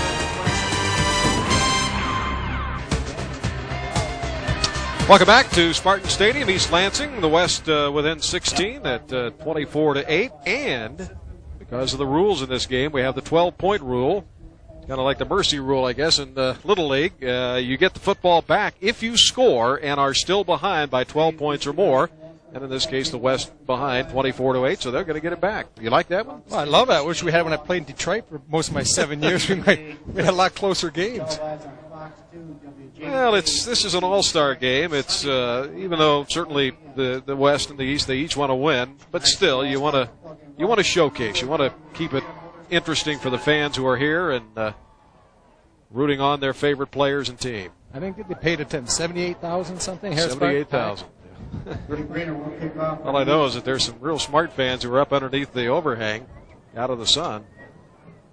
So we'll try the kickoff here. Dave Rayner to kick it off. West will get it back. High kick. Again, it could be returned. Coming out about 8 yards into that end zone. Bumping off a tackle. Harrison stays on his feet, running right to the 20. What a return. Wow, that was impressive. Jerome Harrison out of Kalamazoo Central, headed to Eastern Michigan. Yeah, it'll probably help the Hurons take out the Ball State Cardinals once again. No, actually, we lost last year, but nice job. Sometimes it's better to be a pinball player than a football player. Harrison bringing the ball up, trying to get it into the wedge, taking it up in there. Going to see him get popped here a little bit, bounce back outside, hitting his own man, showing some good acceleration, getting everything that there was to get out of that play. Well, the West with decent field position at their 31-yard line for Carlton Brewster. Brewster did a nice job leading the West into the end zone. Last series, handoff left side, Palkowski, the ball carrier, but John DeGiorgio, who's been rather quiet since the first quarter, made the tackle. John DeGiorgio, number 47. Well, out of the field, Rob, let's sit first of all down to Jennifer Hammond. Jen? All right, you saw Jerome Harrison carrying the ball just a short time ago. He's headed to Eastern Michigan University. A lot of pressure, though, for him to head to Western. Jerome Purcell, a running back for Western Michigan. He's a record holder at my alma mater, and he decided not to go where Dad went. Mark? Okay.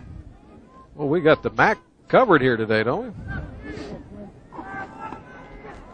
we? East, West, and Ball State. Good play fake. But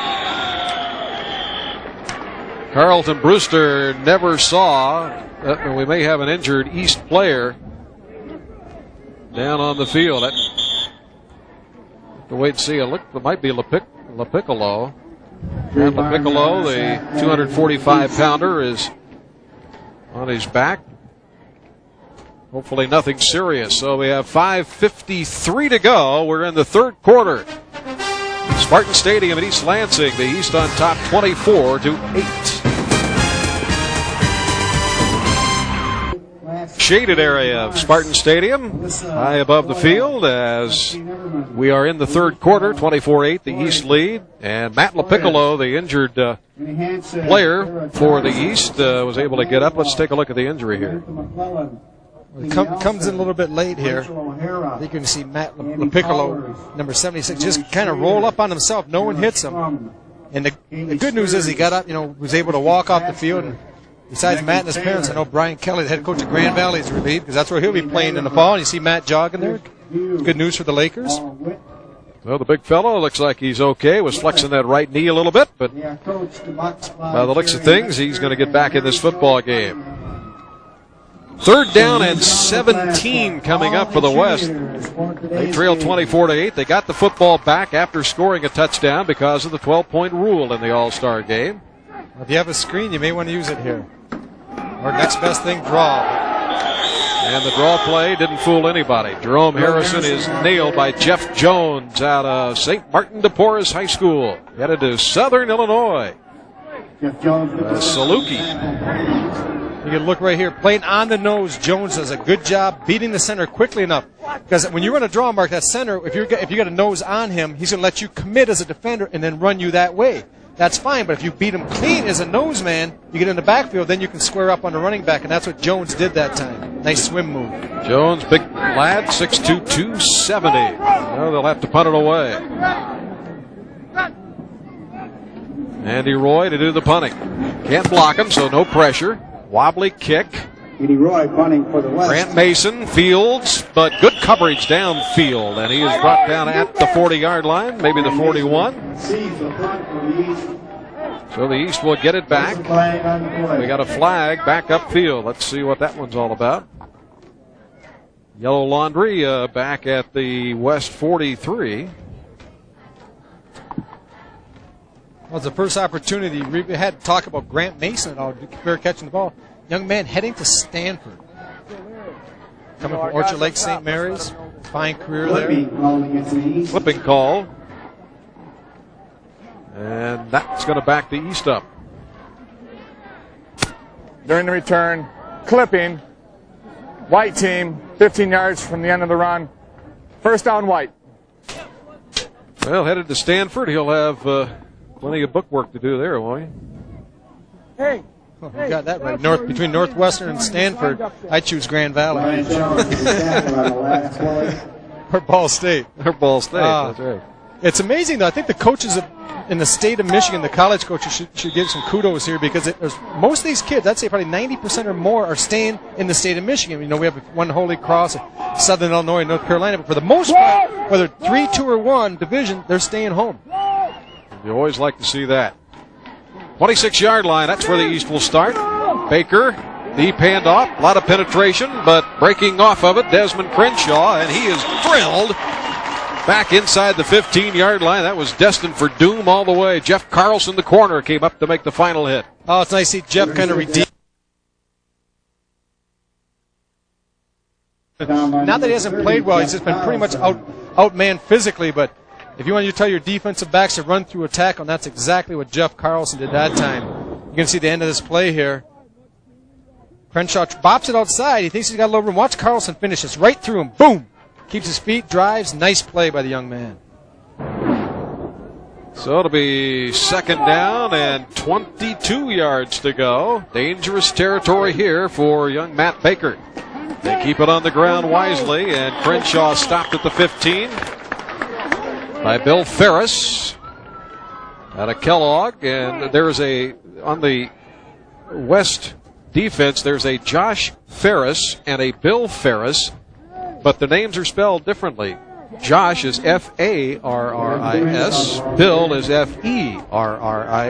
Yeah, but the coach of the West team, Bob Myers, made it easy because he put them both at defensive tackle, the same tackle, and he put their numbers 77 and 78. So when he yells Ferris, they both start coming. 3rd and 21 out of the shotgun, Matt Baker. 3 receivers set. Wants to shovel it ahead. Does so to Crenshaw, looking for blocking downfield. And picks up an extra 4 on his own before being driven out near the 24-yard line by Chris Maxim, the 5'9 quarterback out of Rockford. Crenshaw did a nice job here on the shovel pass. Once again, I think this will probably be one of their 3 plays they didn't divulge during the week. Baker tries to get the defender come up the field, shovels underneath the Crenshaw, gets about 5 extra yards, a little shake and bake at the end. A pretty nice series for the West defensively, getting the East to go 3 and out. They're going to get the ball back. The deep receiving, Mr. Maxim, ever dangerous. An injury update. Jennifer, what do you got for us? All right, well, we'll tell you, you don't see big number 59 in the middle there on the West defense. Billy Shanks out because he hyperextended his back. Todd Williams, number 99, and in his place. Mark? Okay, Jen, thanks a lot. Punting situation. And high kick. And it's going to be fielded on the run. Marcus Ewing with men all around him, but great concentration. He takes it up to the 43-yard line. That's where the West will get it back. Let's see if they can take advantage. 3:18 to go in the 3rd. They trail it 24-8. I think Marcus Ewing takes those Nike commercials to heart a little too much at no fear. That time about 3 defenders around, catches on the fly. I really think Marcus Ewing, that young man from Johannesburg, Lewiston, might be one of our outstanding players here this afternoon. He's really, as a return man, in the secondary, we call his name. He's been around the ball a lot tonight. Carlton Brewster stays in at quarterback for the West. Fullback gets the carry and minimal yardage, up maybe 45-yard line, goes Jimmy Steins out of Milan High School. Headed to Western Kentucky, a Hilltopper. There's one that got away. He's got good size, 6'1", 242, played for Steve Robb up at Milan. 2nd down and 8 for the 6-footer, Carlton Brewster.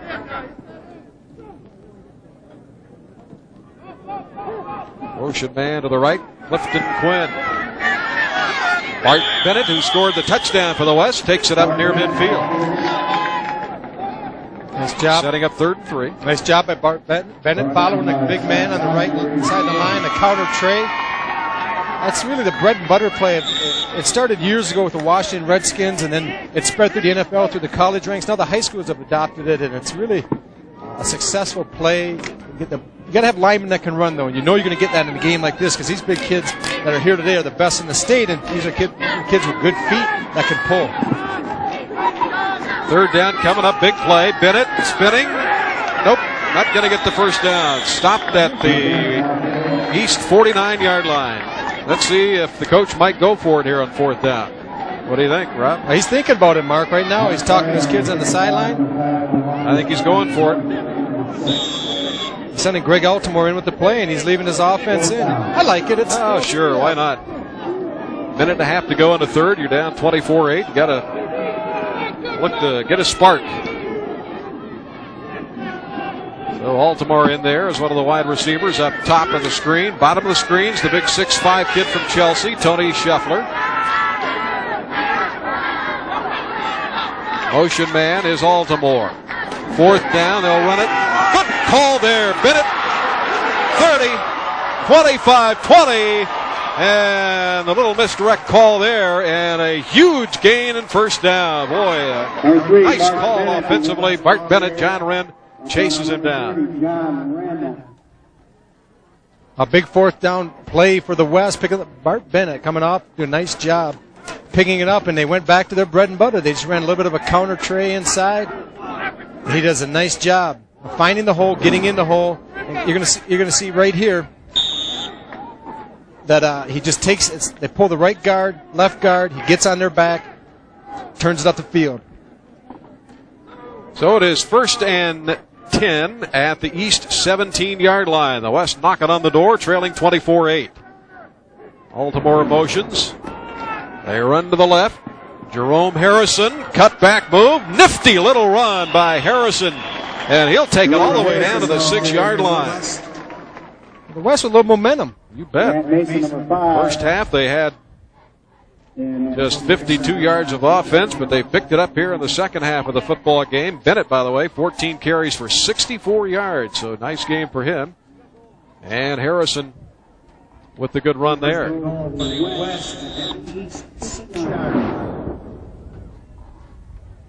Good feet. We were talking before the game to some of the coaches, and they were just really pleased with his toughness, but more than anything, they said he had tap dancer's feet that he could make you miss in a phone booth, and that time we saw that. They run him again. He may have the touchdown. Harrison in the corner for the touchdown. Apropos, we're talking about the young man from Kalamazoo Central, Jerome Harrison, takes it in.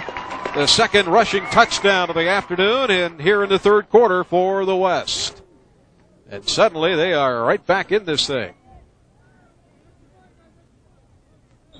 There it is. Look, Jerome Harrison does a nice job of getting up into the seam. He stretches the play, Mark, and then he cuts it back up underneath. He gets everything there is, and Eastern Michigan coach Woodruff is going to be elated because they are right now, they're a little bit tailback stressed. This young man may have a chance to come in and make an impact in the fall there. The tailback position has been up for grabs the entire last season. No one has stepped up to the front, so that might have been part of the decision why to go to Eastern, because they weren't committed to any tailback. 2-point play coming up. Fake toss. The quarterback running to the corner and getting the 2, Carlton Brewster. Boy, I tell you what, offensive play calling has surely been very, very crisp here in this 3rd quarter for the Western squad. And they are within 8 points in this football game. Well, this is just a naked boot, actually. They fake everything to the right. Brewster puts it on his hip and takes off, and he barely gets in. Oh, we're going to have a late holding call, though. They call it a holding penalty. This is going to come back. Didn't see it. Sorry about that. We did not see the flag go down. So we'll hold off the kudos. I think this will put him into a kicking situation.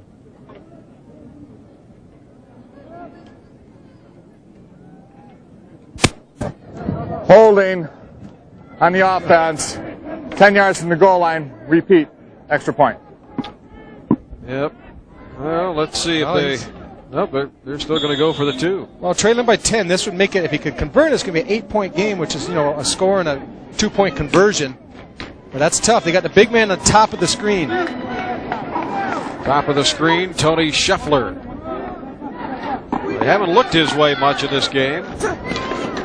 They do now. They want Scheffler in the corner, too far. Just a little beyond his reach in that left corner of the end zone. But good idea, just the execution didn't come off. Yeah, Carlton Brewster's got to keep that ball in play. Look, a nice isolation right here. Scheffler using his hand to get separation. Good coverage. The ball is thrown up. Chris Roberson does an excellent job forcing him out of the end zone. And when you're a quarterback, they're going to tell you, when you run a fade route, 90% of the time, Mark, when you throw it 5 yards out of the end zone, you're not going to catch it. So the coaches will give you that. What was the percentage on that? 90. 90. That's like, about 90% of those putts you leave 5 feet short never go in. I know that too well. Well, it's 24-14. The East leading by 10. Still 37 seconds to go in the third quarter, so suddenly the East squad trying to refocus here. Wilson back deep for the East. Roberson also back there, and here is the kickoff coming up.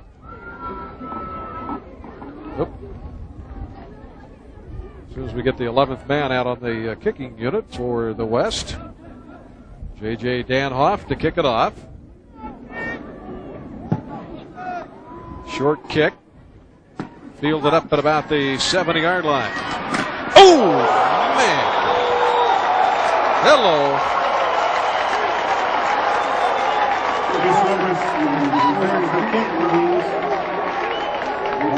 It's one of those you just sit back and listen to.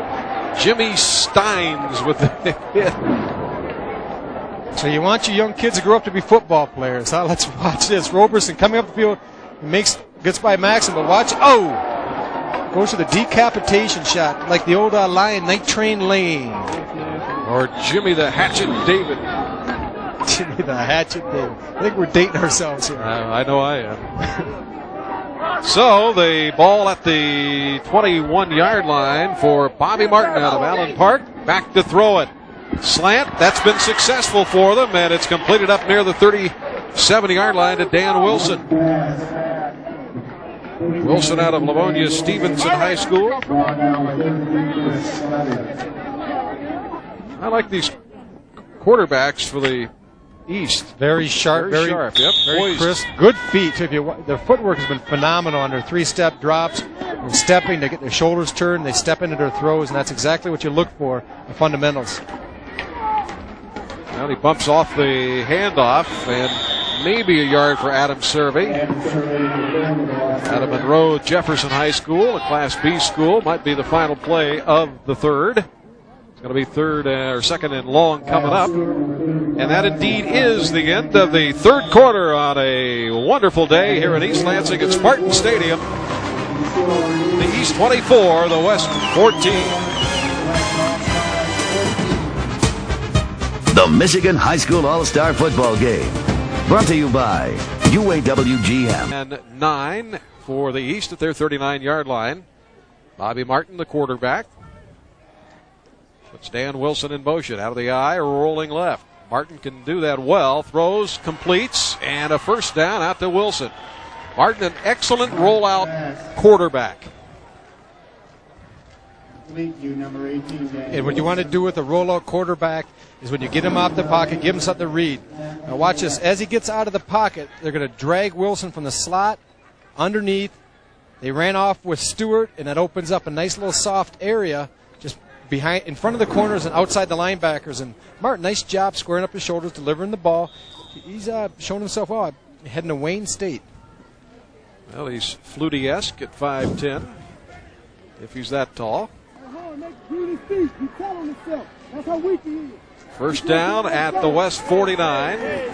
Throwing behind Kahari Stewart out of Detroit Finney. Mark's pass intended for Kahari. So it'll be second down and 10. Kahari Stewart headed to Iowa, so he'll be a Hawkeye. He was an all-Detroit player, is named by the Detroit News and the Free Press.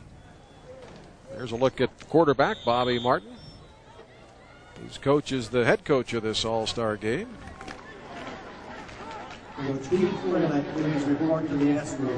Tom Hoover knew what this youngster could do, and happy to have him on the all-star squad for the East. They'll run it. Good burst up the middle. All the way down to the 33-yard line goes Chris Lemazny. Good run by Lemazny. Chris Maxim and Art Anderson make the stop on the Chippewa Valley grad. What did he roll up some big numbers? State records.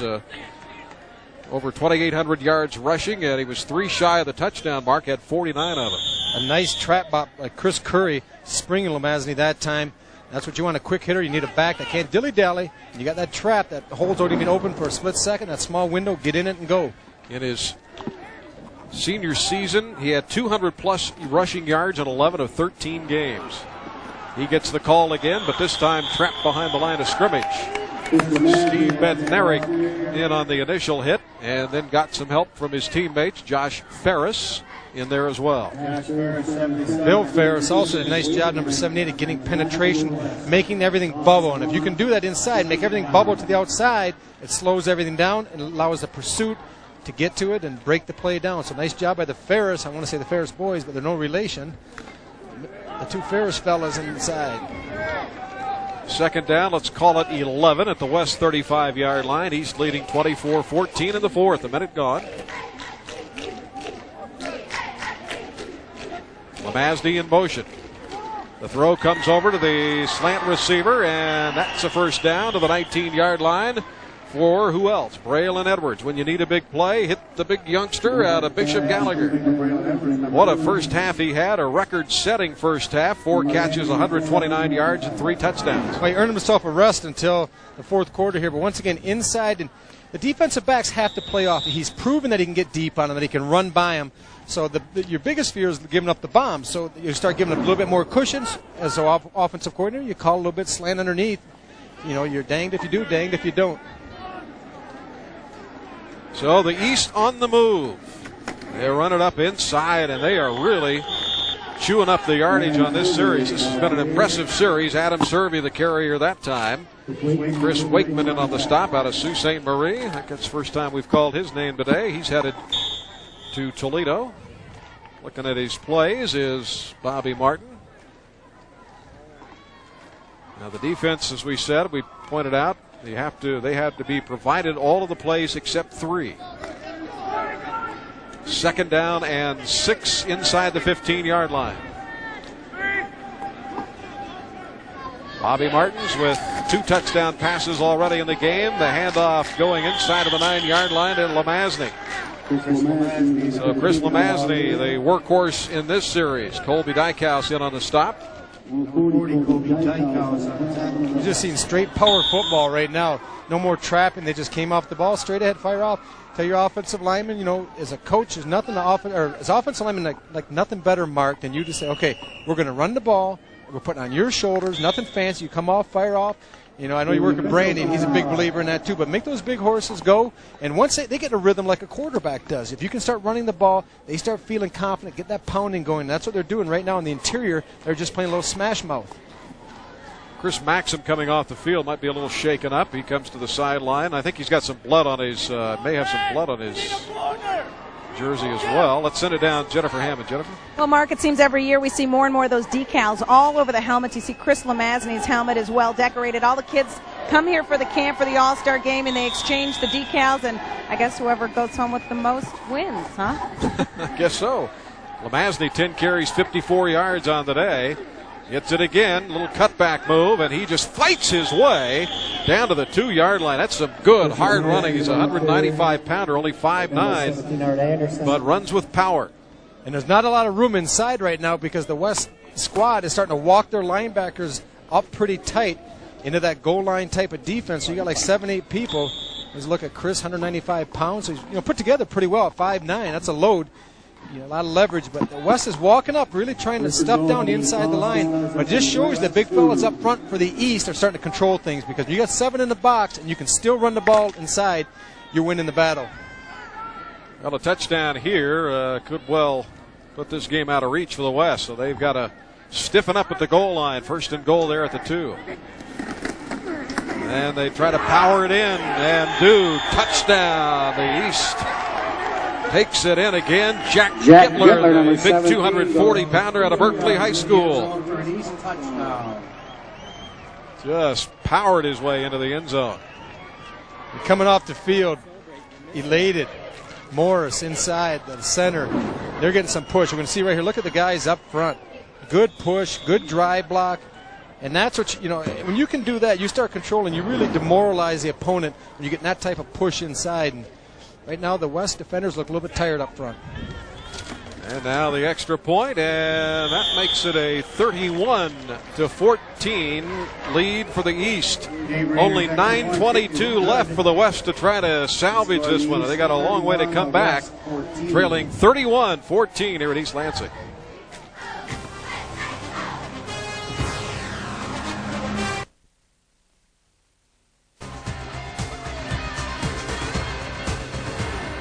Well, there you see the score. Only 4 of the 20 previous games have been decided by more than 2 touchdowns. The most recent was in 1999, and that was the year the West rolled up 35 points, which is the All-Star game record for most points. Well, the East has 31, and they lead at 31-14. Dave Rayner to kick it off. Thought the West was going to get back into this one, Rob, but boy, the East, I think you hit it on the head. They're just kind of taken over this game. They're out-muscling the West. Well, they made their run, but the East quelled that by taking the ball and stuffing down their throats down the field. And I think the most tired person on the field right now might be Dave Rayner, the kicker. He's had a lot of action here this afternoon, and it's fared well. There's a sideways-looking kick. Harrison having trouble with it, and as a result, that was the Billy Kilmer look there. Catch either end, the old quarterback with the Redskins. Like a flounder on the dock. Catch either end of the football. And Harrison couldn't quite do it. Luckily, and I think very wisely, just fell on it. He said, I'm not going to take the risk. We're already down by 17. So they're backed up to the 7-yard line, which is something Bob Myers didn't exactly relish, but got to go with it. Carlton Brewster remains the quarterback. Matt Bonet is the other quarterback for the West. Nope, Bonet is in there. What I saw. Well, Brewster's in as they've got him out as a wide receiver here, don't they? Yes, they do. End around to Brewster. Well, that didn't fool anybody. They had Carlton Brewster in the game, but they lined him up as a wideout, and Bonet was the quarterback. Well, when you have both quarterbacks in the game, if the defense is alert and knows what's going on, they're looking either for some type of maybe pitch pass with Brewster. They know you're going to incorporate him somehow into the play. At that time, they weren't fooled. We could hear him yelling reverse before the play even started down on the sideline. So some heads-up play by the West or by the East defense. Well, there goes one of their 3 plays down the tubes. Second down, 13. They run it up inside, and Harrison busted up across the 12-yard line. Good run up in. Tackle made by Kenru Wright out of Henry Ford High School, leading tackler. I think Harrison's done a nice job maximizing his attempts and getting everything there was. He is available. Nice job taking up in there, accelerating through the hole. But I think it's going to be taken back here. There's actually unsportsmanlike on the east side. The thing I like about him is he runs north and south. Exactly. He just hits it and goes. Doesn't dance around east and west. On the way the Eagle offensive line performed last year, that's a good thing. Those holes weren't open a long time. So the penalty mark off. Let's take a look and see what it is. I see what we got going there. Well, he's just trying to get. A little bit of the business. Give him the business late. Gave him a little business there. Jake Stram would say a little business. Yeah, John DeGiorgio got caught with a little late shove. So that gives him a first down. But a big deficit to make up. Bonet going long and incomplete. Tried to get it to Tony Scheffler. Scheffler got away with a push in the back as he pushed Grant Mason. That's a matchup that you think you can exploit because, Scheffler with his outstanding size and Grant Mason only going 5'11", but that's an athlete. And did you see how he turned and really started playing the ball? And he has excellent speed from Orchard Lake St. Mary's, heading to Stanford. It's a big-time player, and it's really a shame you got such a kid with Scheffler's size and you really can't do anything with it because they can just pretty much lock you out of the game with Grant Mason. 2nd down and 10. Try to run it. And Harrison is wrapped up, nowhere to go. Tackle was made, and he's hauled down.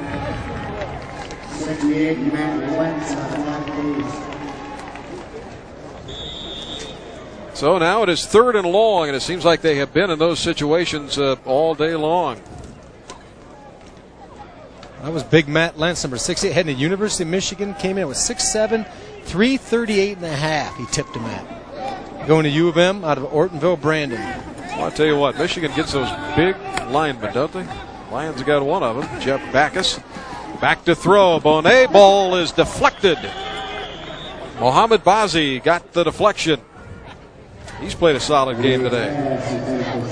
Mohamed's done a nice job going sideline to sideline early in the game, scraping on the toss sweeps and the off-tackle runs, and this time showing he can also stay in the passing game by dropping back, showing good lateral movement and dropping from the linebacker position. Also heading to Wayne State. Andy Roy to come out to punt, we presume. 7:27 left, 4th and 11. 31-14, the East with a comfortable lead here at Spartan Stadium. The sun has gone behind the clouds here. And the left footer, he almost shanked that one off the side. Wobbly kick, but he got a good bounce. Up the sideline it goes.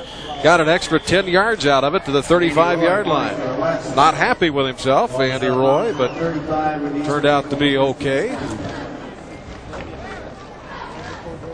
It's be interesting to see how the West defense responds. Now, the last series, the East just really took it to him physically up front, pushing it down the field, run after run after run, where they were pretty much beaten in the first half through the air. With the exception of the one pass in the last drive to Braylon Edwards, they just pounded it down the field, and sometimes that can be a little bit demoralizing. We see how the big fellas up front react.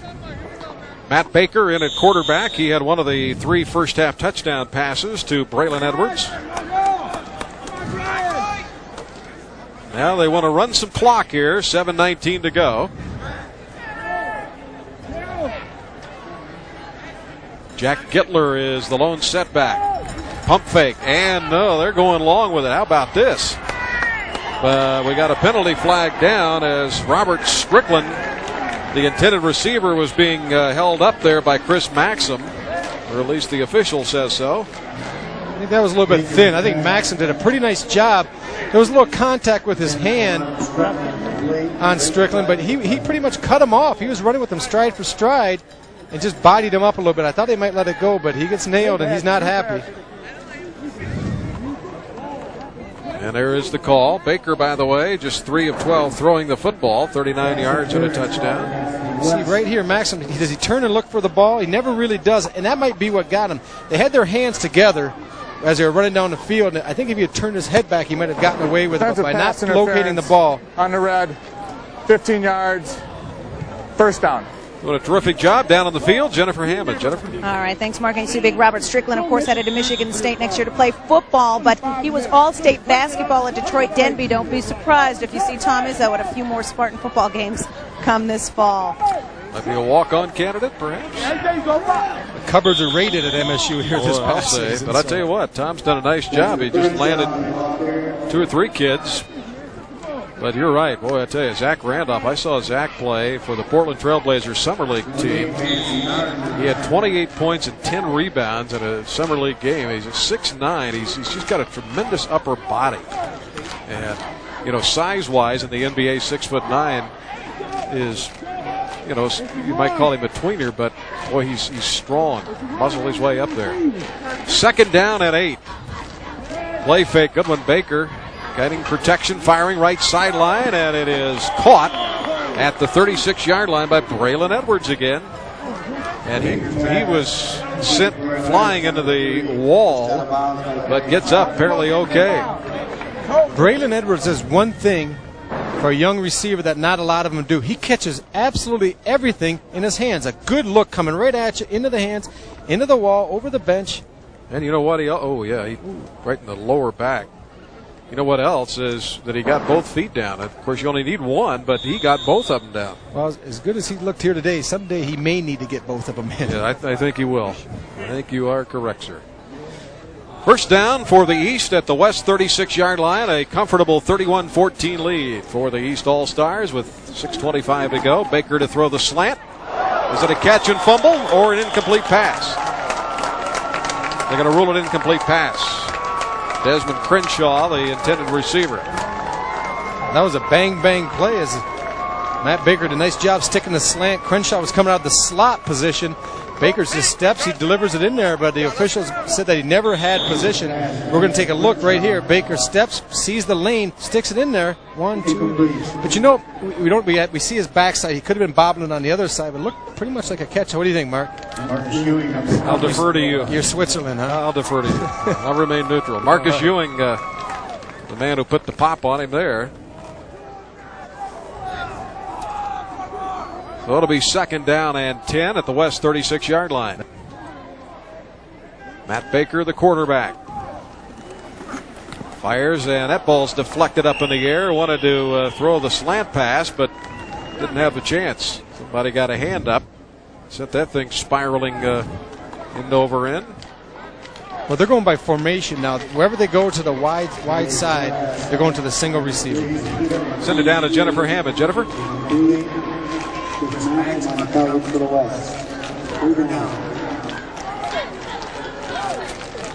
I'll reserve judgment, Mark, on whether or not they're questionable calls, but you can hear the West squad coaches saying, let's look up to the board. They want to see the replay an awful lot. And earlier I overheard Bob Myers saying, they're killing me. I'm not sure who he's talking about. Hank Strand. The lament of the losing coach. Oh, boy, look out. Might have been the hard count there by Matt Baker. He got a slap on the head from Scott Golem, his left guard, saying nice job. Fire the snap. Offsides on the defense. 5 yards. Still 3rd down. Who's the best hard count quarterback you ever remember? Anybody? I tell you, Joe Ferguson, I played with Joe's last couple of years in Detroit. He could get you to pull off. All those guys, that southern drawl for some reason, they got that little crank in their voice. But Dan Marino may be the best I've ever heard. But Dan got away with the head bob, too. Him and Elway both. No question. It's like the Jordan rules in football. They got to move their head more than every other quarterback, and that's tough. 3rd and 5 coming up. High formation. Baker hands it off. Crenshaw gets through, cuts it to the left. Can he get the corner? He dropped the football. Picked up by the West. Maxim has it. And we're going the other way. Chris Maxim. Holy mackerel. What a break for the West.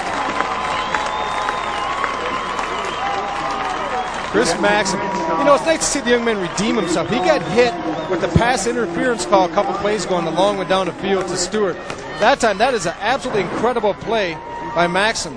He's going to be left out on an island. Him and Crenshaw trying to get blocked there by Edwards. He sticks his hands and strips the ball, comes back, gets the ball right here, sticks it in, rips it, gets it, and then he goes, and he comes about a step away from breaking this. Yeah, Braylon Edwards was just a little late coming up to block. I think he thought the play was going up inside. Rolling left. Bonet, ball slapped back at him and hits the surface. Matt Bonet had it knocked down. Well, Matt Bonet is getting an early introduction what it's going to be like when he gets to the collegiate level is that everyone can run. When he was at Grand Ledge last year, he had advantage as a quarterback, having that speed that he could get the corner, buy himself time because he could outrun most of the defenders on the defense. In a game like this, everyone can run, and that's why they're all going on to play in the fall. Zucchero knocked it down out of Frazier, headed to Wayne State. 2nd down and 10 at the West 38. They trail it 31-14 with 5:57 to go. Bonet hands off. Bennett running up to the 41 or so. Kenrue Wright made the play. Bart Bennett out of Birch Run. Won a state title in wrestling. So he's an all-around athlete. They have great outlet shopping, too. So, yes, they do. Oh. Well, I tell you, I try to stay out of those. Yeah, stories. I try to keep my wife out of them. That's the problem. I tell you though, Mark, they got to put the ball in the air if they want to make a run here. Trailing by 17 with 5 and running. Yeah, questionable call there. Third down coming up. Oh, how about this? Bart Bennett almost stripped out of there as he's wrapped up by Chad Steele. Going to Saginaw Valley is Chad Steele, and he made a good play there. Good, strong inside linebacker. That's what position he'll play at Saginaw. He was listed as the nose man for the East. Well, I don't know about those last two calls by the West. Now they're obviously forced to go for it on 4th down and 6. 4th down. Out of the eye, play action, rolling right. Bonet fires and incomplete as Malachi Wofford not able to haul it in. That time, Matt Bonet, I know he wants to show he can throw, but he's rolling to his right. He's a left-handed quarterback, and I tell you, he was covered pretty well. He may have been better off, Mark, to tuck it, run, and pick up the first down in that type of situation. 4:41 to go here in the All-Star game. The East 31, the West 14.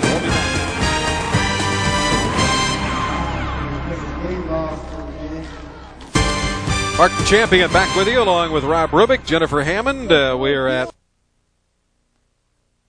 East Lansing. The game next season will be played at Michigan Stadium, where the University of Michigan Wolverines play, because they are changing this over from artificial surface to the real stuff here, and they just don't think that the grass is going to be ready in time in late July. So is that... Let's send it down on the field. Speaking of Jennifer Hammond, Jen. All right, Mark. Well, when we talked to Tom Hoover earlier this week, he said that one of the key motivators for his team was he showed them the film of last year's game.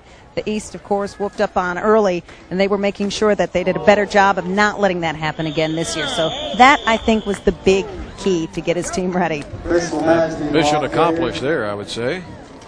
Yeah, that was a surprise last year. It was Jermaine Gonzalez was the East quarterback, and he had just an exceptional year at Orchard Lake. He never threw an interception all year long, came out in that game, threw 2 of them. And that really ignited the West en route to their victory 28-17. Don't hit him too hard, fellas. We don't want no yard. Yeah, don't hit him too hard. Well, you don't hear that often. What's that all about? 2nd down and 8 at the West 40. Matt Baker sticks in there at the quarterback position. Motion man Lemasny. And they'll keep it on the ground. Gittler running hard. Man, oh man, does he run hard. Picked up the first down. Got it down to the 31-yard line. Jack Gittler played for Tim Schaefer at Berkeley High School and 4-year starter there. Also a pretty good punter. You see right here, nice block inside by Morris, getting a little bit of push. Gittler just find a little bit of a seam. And right now, that's 240 pounds, getting a little bit of momentum that you're trying to stop on an angle tackle. That's not going to happen. Good leg drive by Gittler. Steve Bednarik on the hit. I really think there's no question the West has just run out of steam. The guys along the line, the offensive line, are controlling this football game right now. 3.5 minutes left in it. 31-14 East leading. Keep it on the ground. Lemasny running up inside. Boy, just taking red shirts with him.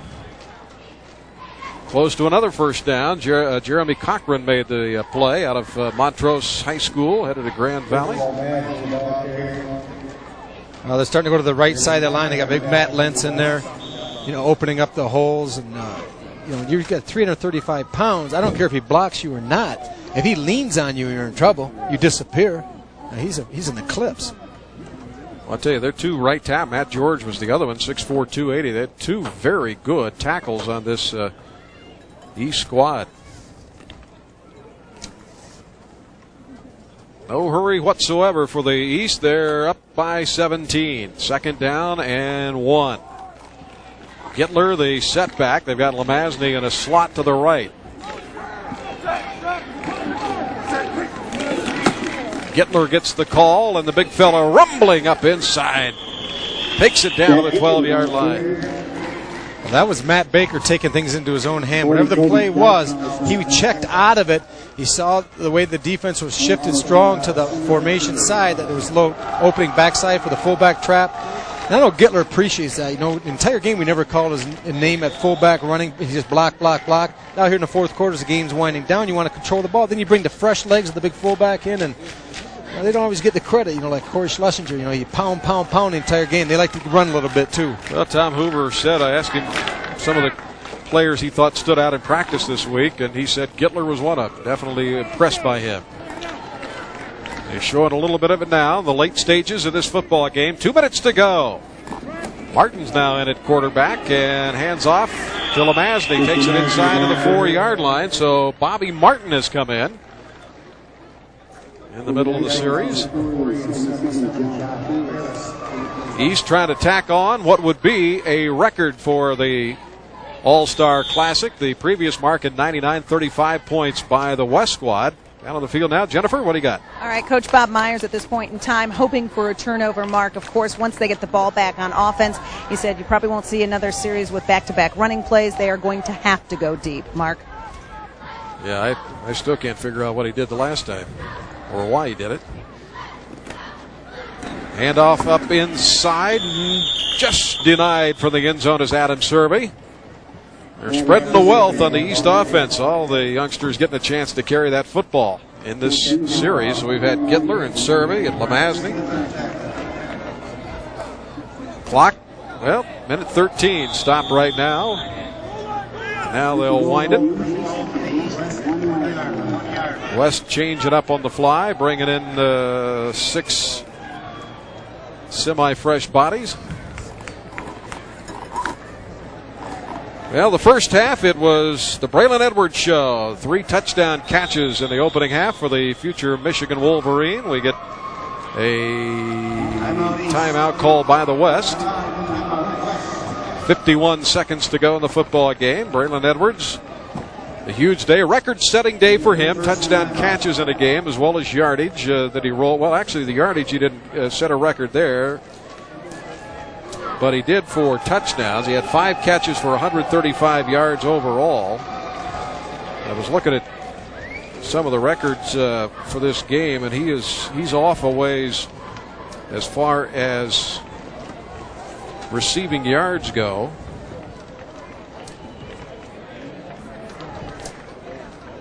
So it's been an enjoyable day. I think the fans have had a good time. There's it's like an entire football team. The Stags. Wherever they're from, I'm not sure. It's a nice day for the fans to come out here. We had beautiful weather, Mark. A pretty competitive football game for the most part. They've got a chance to watch a few of the stars of tomorrow of their favorite colleges in the area, from Western to Eastern to Michigan State. It's going to be fun to follow. This is my first time doing this game. It'll be fun to follow some of these young men's careers now and keep tabs on them over the next 4 to 5 years. Yeah, the record for receiving yardage, Robert Aginski, 175 yards on 10 catches, including a touchdown, played with Mount Morris back in 1989 for the West. Here we go, and LeMasney, did he get that football across the plane? No signal. Looked like he got that football stretched out, but nope. I don't think he's going to get a really break here when you're winning 31-14. I think the officials want to keep it ticking, too. Half a minute left. Nose of the football just shy of the goal line. Nice look here. A handoff. LeMasney doesn't see a lot, but right at the end, now they may rule he was down, but he does reach. Looks like he does get the ball in, Mark, unless they ruled his knee down. So you've got Serby and LeMasney in the eye behind the quarterback, Bobby Marten. LeMasney again, and second effort, touchdown East. And they have set a record for this all-star game for points scored.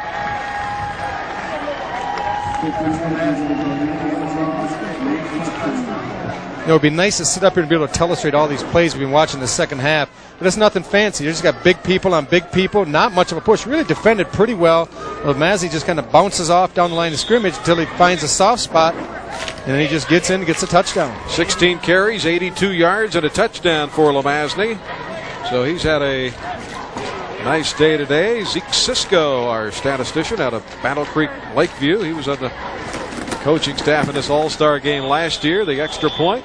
Tacks on another, 38-14. Joe Coletta out of Muskegon Oak Ridge assistant football coach there, has been our spotter today. He's done a great job. I want to thank both fellas. Been a lot of fun working with you, Mr. Rubik. Well, I've enjoyed it, Mark. First time we worked together. We're going to work together during the Detroit Lions football season on the radio side. I won't get to see your handsome face, though. I've got a face for radio, but somehow I made it here. I got hair for it, definitely. I'd like to thank my brother made a trip, Fred. Came all the way down from Rapid River in the Upper Peninsula to make this weekend trip with me, and I've enjoyed it. And it's been a thrill. I don't know next year, though, if they move it back to Ann Arbor, I'm going to probably get bumped for Brandy because he can't come into Spartan Stadium being a former Wolverine. He'd start bleeding maize and blue and have to rush him to the hospital. Yeah, so. He broke out in a sweat doing the game here last year. Well, he breaks out in a sweat in the middle of the winter, but that's the interesting thing is the Brandstatter name is a famous one in Michigan State athletic history. His brother Art Brandstatter was just one of the best athletes in Michigan State history. Somehow, Brandy ended up in the maize and blue. So 38-14, 8 seconds left in this one. The East will win it. They will break the tie, lead the series 11-10. More importantly, they will snap a 2-game losing streak. No team in this series has ever lost more than 2 games in a row. So the East stopped that possibility with the victory here today.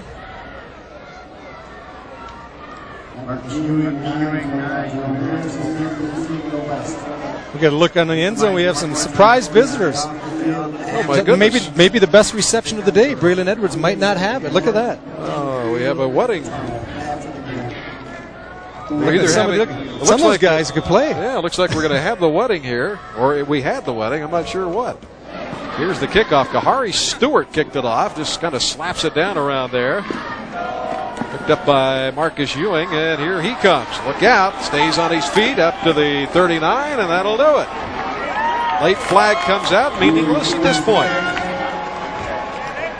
Or is it? I can't end the game on a defensive penalty. That's it's right. Be a face mask. You know, that's right. You cannot.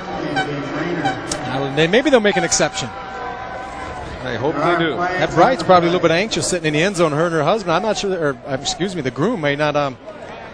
It's given him about 5 more minutes maybe to high table. Mr. Rubik. All right. Let's see if they wave this one off. Jim Stein, our referee. Big personal foul face mask.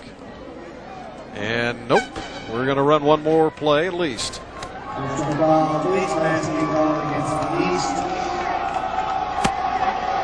Personal foul face mask, White's team. Time that has expired with 1 untimed down. First down, red. I wish they would have done that with my 40, untimed it. Well, unless they come up with a 24-point play on this one, this is just academic. Here's the replay. Oh, yes, sirree. Inside the helmet, and that part in the high school is considered the face mask, so good call by the officials. Did a nice job. They let the kids play for the most part today, with the exception of the illegal defenses. Well, I think by the looks of things, they might just run it out. Yep, nope, play action. And Monet throws it away, and that'll be the final play of the game. Thought maybe he might just hand it off and head to the locker room. And so the East has broken a 2-game losing streak. They've come away with the tie-break victory here this afternoon. Trophy presentation for the East squad coming up next. The East 38 and the West 14 at Spartan Stadium in East Lansing.